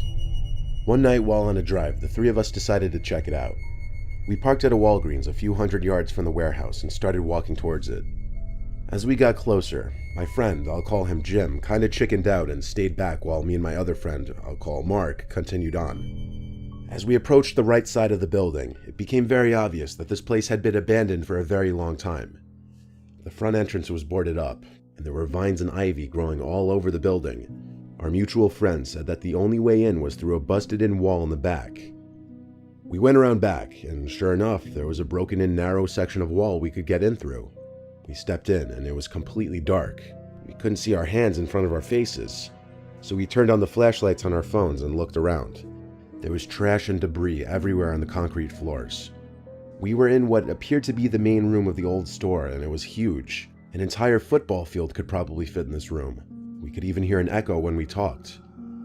We started looking along the walls, which were covered in graffiti. The graffiti was littered with what must have been gang symbols as well as profanity, as you would expect. What was really unsettling, though, was that as we moved further along the back wall, the graffiti was getting more and more disturbing. One of them read, "Kill yourself tonight," Then the graffiti was getting satanic. There were tons of inverted crosses, pentagrams, 666s, and violent scenes depicted. While this stuff was creepy enough, it wasn't the worst of what we saw. Towards the end of the building, there were some steps leading to smaller rooms. As we shone our lights on the steps, we saw a large, dry pool of what was probably blood all over the steps. This deterred us from exploring the smaller rooms beyond, so we headed to the left side of the room. As we were walking, our lights caught something hanging from the ceiling. We got closer and saw what it was. It was a noose, still hanging from one of the rafters. It became very obvious that the people that come to this place use it for very evil purposes. After that, we decided we'd spend enough time in there and headed for the hole in the wall we entered through. We got outside and saw that there was another, smaller building/warehouse behind the main one. Despite the freaky things we saw inside, we were still curious and decided to check this one out too. One thing that was very odd was that there was a small room in the front of the warehouse that had no doors, only one window. Inside was a large inverted cross hanging from the decrepit ceiling. We came to the left side of the warehouse where the large garage-style entrance was. This building was similar to the first one. It was one large empty room with tons of trash everywhere. There was more disturbing graffiti. However, there were these holes at the base of the walls that were really odd-looking. We shined our lights down them but couldn't see the bottom. What were these for? We had seen enough at this point and headed back outside. It was then that my friend Mark got a call from Jim. As he was talking to Jim, his face suddenly changed to a downright horrified expression. I said, "What's wrong?" What he said next sent a chill down my spine. "Someone else is here," he said. Before we could even turn to run, a white truck peeled around the corner at an alarming speed, heading right towards us. We started booking it towards my car, and as we got around the other back corner of the building, we saw another black truck parked alongside. But we kept running as fast as we could, and thankfully the three of us made it back to my car. We got in and peeled out of there. I don't know what those guys in the trucks were there for, or why they chased after us, but based on what we saw in those buildings, it wasn't anything good. Thankfully, we never found out, and we never returned to that place.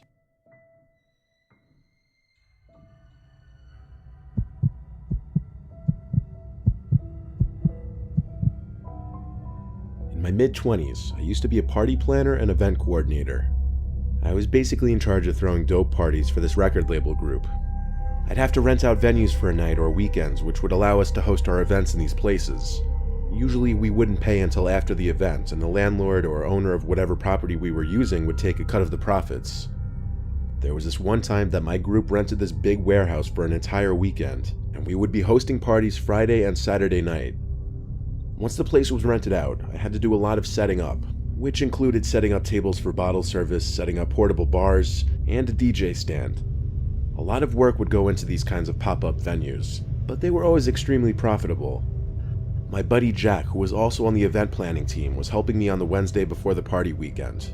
He drove a truck full of equipment to the empty parking lot that the warehouse sat in. I was having trouble figuring out how to get the power to a certain part of the warehouse activated.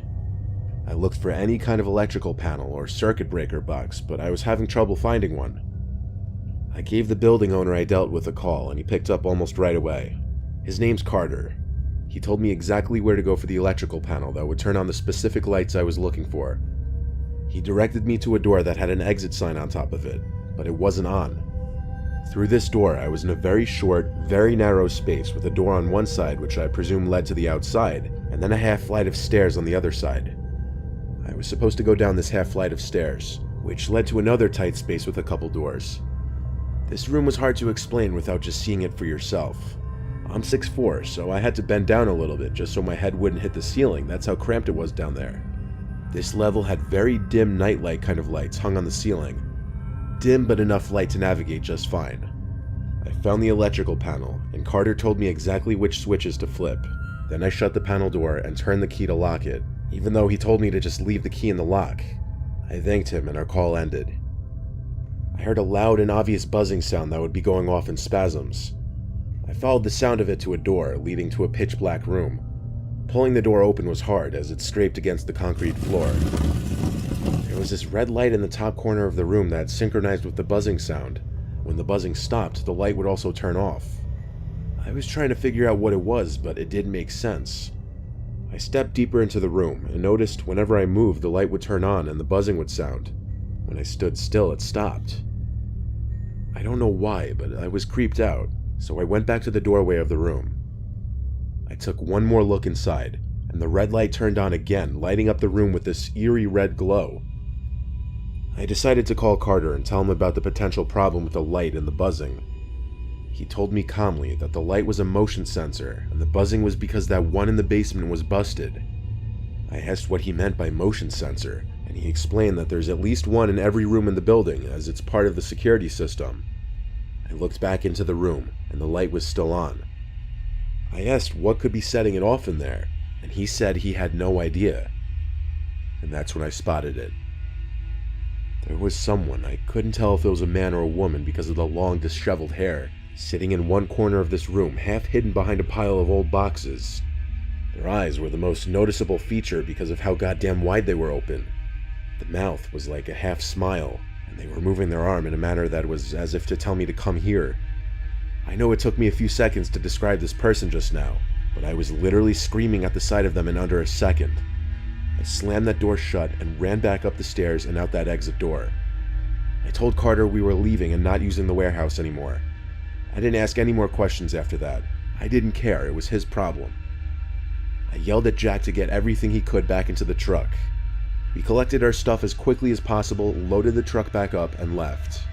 I didn't even bother locking the door to the warehouse. I just wanted to be far away from there. I still today don't know what to make of it. The Carter guy seemed so weirdly calm about my telling him about a deranged-looking person in the basement of his warehouse. Thinking back, that light was probably going off because of that person sitting in the corner waving me over, or doing whatever the hell he or she was doing with their arm. It was a truly nightmare-inducing, horrible experience.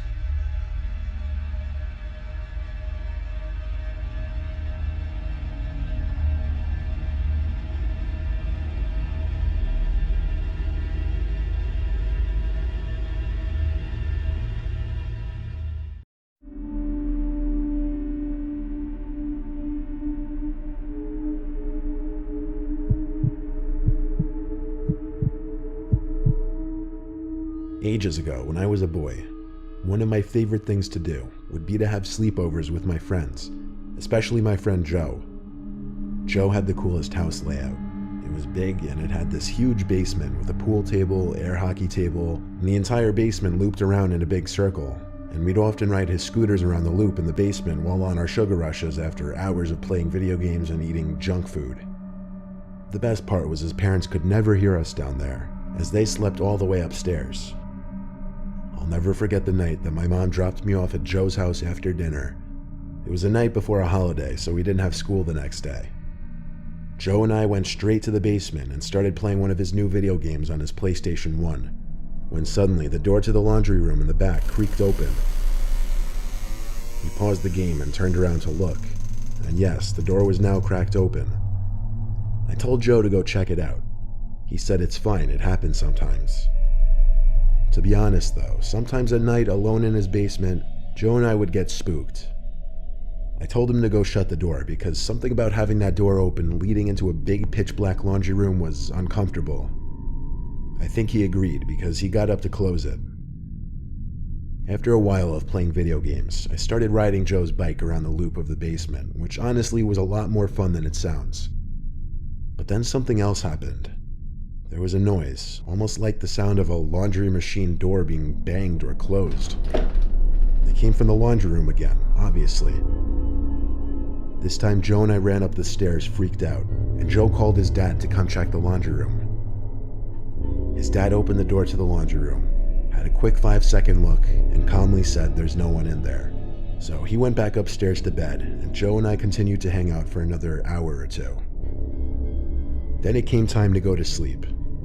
There were 2 couches down there, one in front of the TV, and then another towards the back of the basement by the bar.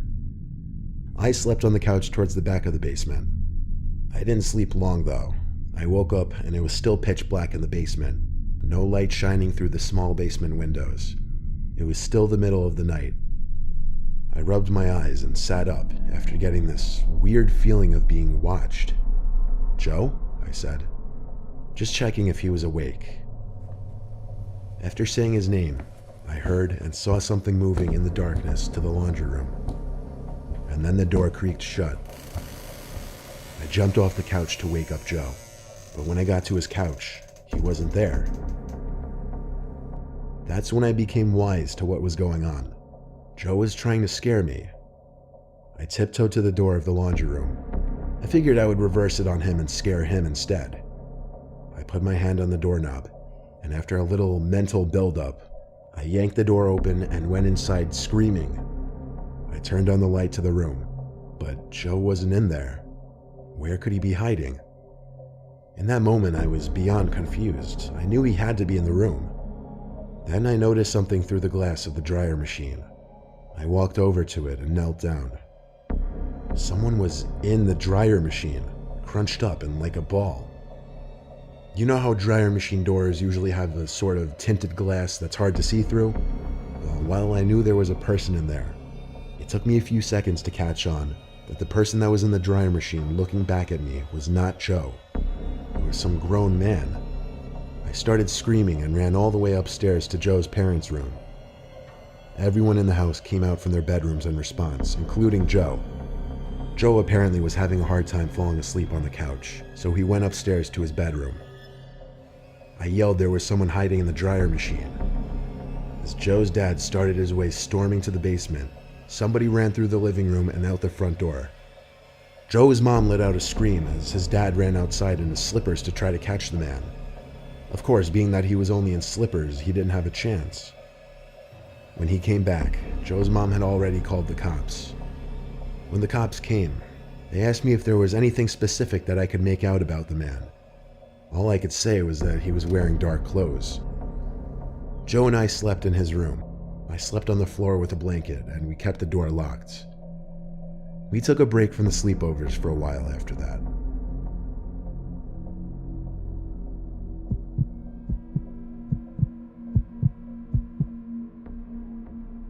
This happened quite some time ago. In fact, it happened back in July 2013. It was my 13th birthday party, and my friends and I had been to Manchester for the day, before heading back to my house for a sleepover. A couple of them had stayed over before, but some hadn't, so I wanted to make a good impression. We all decided to sleep downstairs that night, as there wasn't enough room in my bedroom. We gathered our sleeping bags on the living room floor, watched cheesy rom-coms, and ate junk food until around 1 a.m. So we decided to hit the sack after our third movie. We turned off the lights with the exception of one, as although we didn't like to admit it then, we were a little afraid of the dark. It's a common thing to lie awake and chat at a sleepover after you say you're going to sleep. We were in the middle of whispering to each other who we thought our celebrity lookalikes were, when we heard it. A loud knock on our window cut through our conversation. "What was that?" said Emma, one of my friends. "It's probably just my dad playing a prank or something," I said. Although this whole situation was kind of freaking me out, my dad had done this type of thing before, so I assumed it must have been him. We were beginning to calm down when suddenly another forceful knock came upon the window. This made some of my friends scream. I assured everyone that, like I said, it was probably just my dad being goofy. So I went over to the window to catch him red-handed. The curtains were closed, so I had to pull a section of them back to see who was outside. As I did, I came face to face with a man who was most certainly not my dad. This man was bald with very thin eyebrows, and he had a missing tooth. He was sort of hunched over, and he looked at me with widened, glassy eyes. I immediately screamed and closed the curtain. At this point, my friends and I were pretty hysterical, and Emma began visibly shaking in fear. My parents were upstairs, so instinctively, I ran up to find them. As I got upstairs, my mom was talking to someone from her window. I didn't quite catch their conversation, but she told me what happened soon after. She said that she heard the knocking too, and when she looked out of her window to see who it was, the man looked up and asked her if she had seen a friend of his. I can't remember the name of the guy she said she was looking for, so we'll call him Paul. He kept asking for him over and over. "Have you seen Paul? Where is Paul? Has Paul been here?" Of course, my mom said she didn't know anyone named Paul. Eventually, she had to ask him to leave us alone, as he just kept wandering around our driveway. As the man finally left, I went back downstairs to calm my friends down. In retrospect, I feel bad for leaving them alone down there when some weird stranger was on our property. We all settled back down after that. However, my mom's maternal instincts kicked in, so she wanted to make sure he was gone completely. She left briefly to go around the block in her car to make sure he wasn't still in the area. The street was dimly lit by impractical streetlights, so she had to put her high beams on. As she was driving, she saw someone dash across the middle of the road. Thinking it was just a kid, she just kept driving until the man who was at our window appeared again. But this time, he practically jumped in front of my mom's car. My mom quickly slammed on the brakes, but before she could confront him, he disappeared off into the night. We never found out who that guy was or what his true intentions were, and thankfully, we never saw him again. So much for wanting to make a good impression.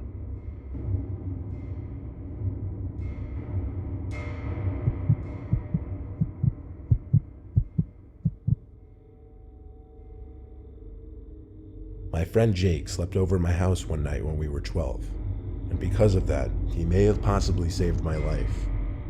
It was a snowy weekend night. We watched a couple Christmas movies in my living room. My mom would bring us snacks and hot cocoa. She was always really nice to my friends when I had them over. My mom had to go to sleep kind of early because she worked. She and my dad had just recently divorced. By around 12, Jake and I went to my room, where we played Pokemon on our Game Boy Advances for a little. I don't remember much after that, besides falling asleep a little while later. I woke up in my bed to the room being extremely cold, and also feeling really thirsty. I went to the kitchen downstairs to get a cup of water.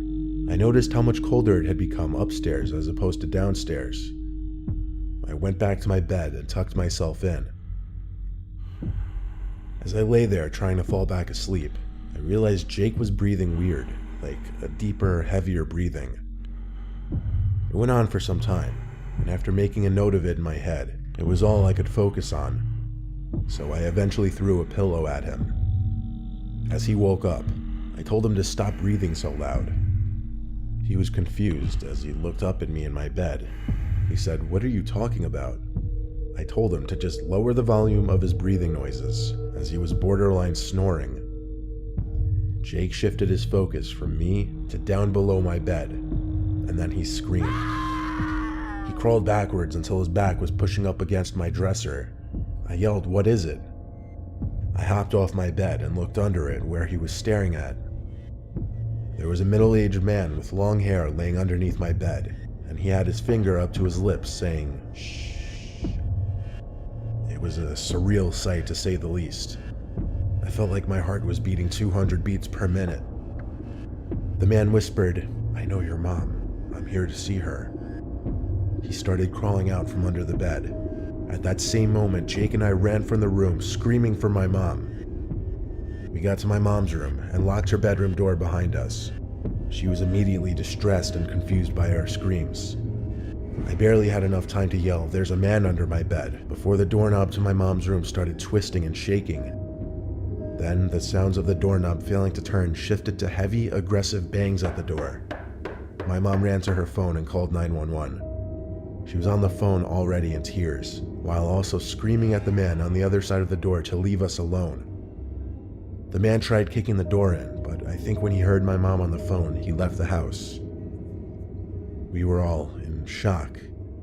It took the police only a couple minutes to arrive, at which point the coast was clear. The biggest window in our house, which was the window to the upstairs spare bedroom, was lifted up completely, which explained the cool air entering the house upstairs. That also explained the man's point of entry. I told my mom that man claimed he knew her, but she had no idea who this man could have been. My mom dropped Jake off home, and then she and I slept at my aunt and uncle's house for the rest of the night. The next day, my uncle installed a stronger lock on that upstairs window. This was like 16 years ago now. At this point, it's just a distant, haunting memory. But we never figured out who that man could have been, or how he could have possibly known my mother.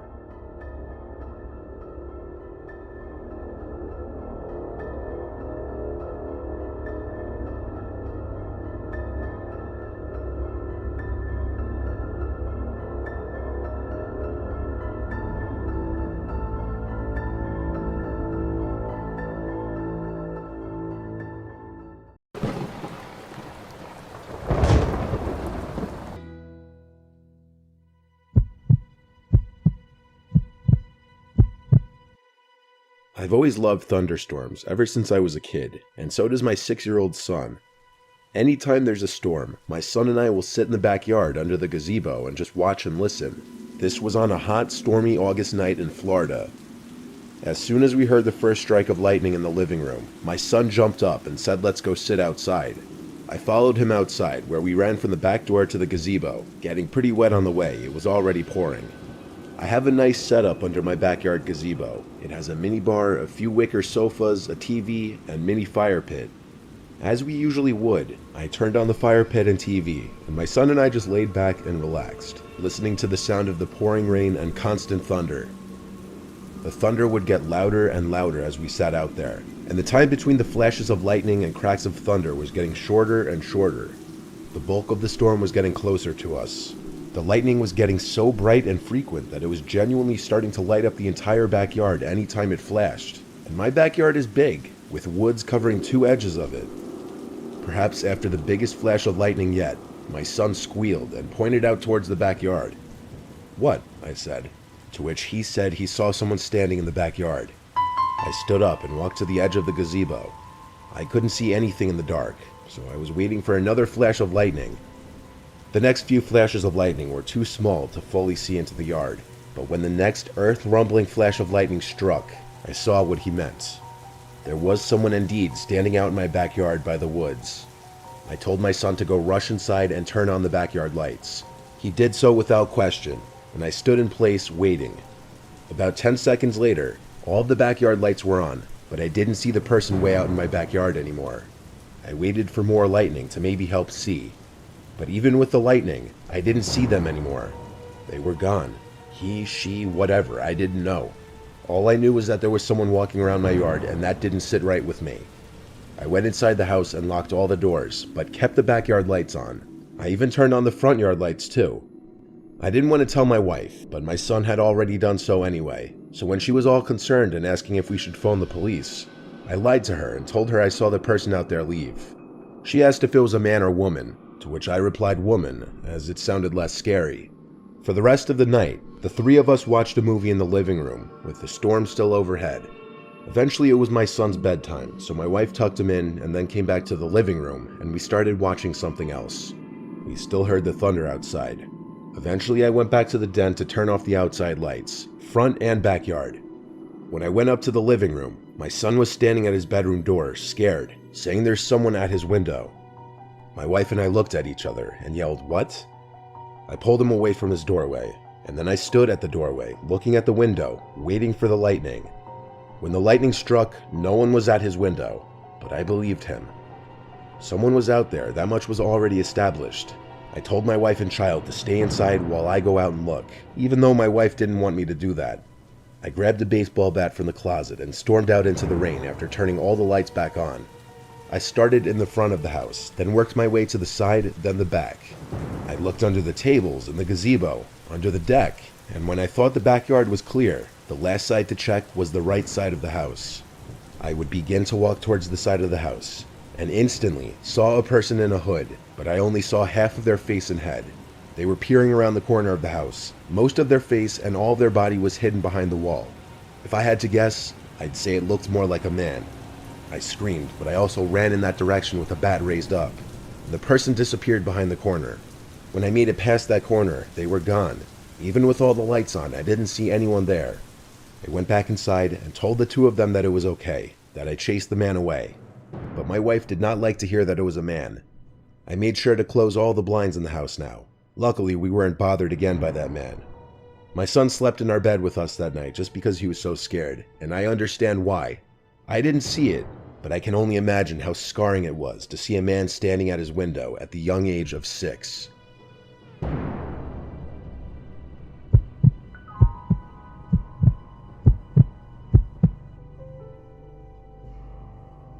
The city in which I live almost never gets any rainfall, so when we do, it's a pretty exciting thing. The kids like to go out and play around, the farmers are thankful that their crops will thrive, and it's just a nice piece of scenery. The last time there was a big thunderstorm, my friends and I were all playing some game together, though I can't remember which one it was. I knew the thunderstorm was rolling in when everybody's microphone played the same sound of the first thunder, and it was big. When I heard it, I thought it was a gunshot or firework. Then I saw the lightning outside my window and hopped over to my bed to see the storm forming. What I saw was much more unsettling.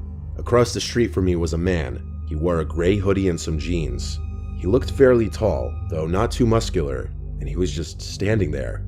I couldn't tell if he was looking at me or not, as his face was obscured. Then he started to walk down the street, so he wasn't looking at me. I felt relieved, yet still a bit paranoid. I got back on the game with my friends and we continued to play. About 15 minutes later, the storm had fully started. I told the 4 of them I was leaving to go watch the storm, and I'd be back in a while. I walked out front and stood under the porch, watching as the lightning flashed and the rain struck the ground in a soothing rhythm. Then I looked down the street to my left, and there he was, the man standing at the corner of the street. I was scared a bit, but I still had my head trying to reason this out. It's not uncommon for townspeople to stand out in the rain. It is a rare occurrence after all, so I paid little attention to it. After about 5 more minutes, I decided to go back inside. And as I opened the door, I turned to where the man had stood. He was gone now, which made for a more eerie scene. I walked inside, where 2 of my little siblings were dancing to a Bubble Guppies song. My other 2 siblings were in their rooms, doing who knows what. I went back to my room, but instead of playing the game again, I decided to go do something else. Though I didn't know what to do. Then I heard the all too familiar buzzing of my phone when I received a text. I picked it up and opened the messenger. It was an unknown number. They had sent me 2 texts. The first read, "Have you forgotten?" And the next read, "I know you didn't." My first thoughts were the man that I had seen outside, but then I thought of how slim those chances were. How would he have gotten my number? Why would he target me for whatever he was trying to do? I decided my friends were pulling a prank on me and decided to check. I went to the group chat and asked if anyone had been prank texting me. They all swore that they weren't, though it's hard to tell over text if they were lying. I decided to believe them and went to watch TV. Some time had passed, how long exactly I don't remember, when there came a ring at the door. It was way too late for visitors, so who could this be? Maybe the postal service? I checked the time on my phone, 12:19, definitely too late for visitors. I peered through my blinds in an effort to see who it was, but I couldn't. The rain was coming down so hard it was like a blanket of mist was everywhere. Then one of the gunshot thunders sounded. My head slammed into the window, making a thud sound. There was movement by the door. It was a person running off. I could only assume it was the man from earlier. No, I knew it was the man from earlier. How could these events not all add up? I wanted to call the cops, but I had no proof the man had been there. He just left without a trace. I decided to try and sleep, and got about 3 hours worth, when a gunshot thunder woke me up. I shot up, then froze. Then I relaxed a little, when another loud bang sounded, but this one wasn't thunder. This one came from my window. I didn't know what to do. I couldn't let whoever was out there know I was awake. But what if they knew? I decided to just take a peek through my blinds. What I saw next was probably the scariest thing I'd ever seen. It was the man with his hands pressed against the window, and I could only assume he was staring at me. The scariest part was his mouth. His eyes were mainly covered in shadow, but there was enough light to see his mouth, and it was smiling. It was such a big, maniacal smile I didn't even know was possible for a human to make.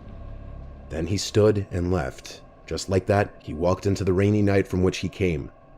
I sat awake in my chair, but I guess I fell asleep somewhere along the road. When I woke, I was confused as to why I was in my chair. Then I remembered the previous night's events, and I darted to the window for whatever reason. When I pulled the blinds up, there was one thing I could see. A small piece of paper taped to my window. On it were 3 words that have now haunted my dreams. Have you forgotten? I haven't had any further experience with the man, and I hope I don't have to.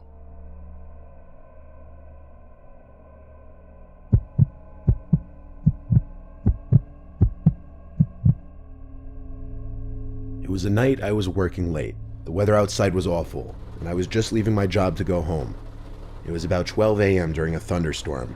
I used to drive a 2005 Ford Fusion, a little car not ideal for crappy weather and roads.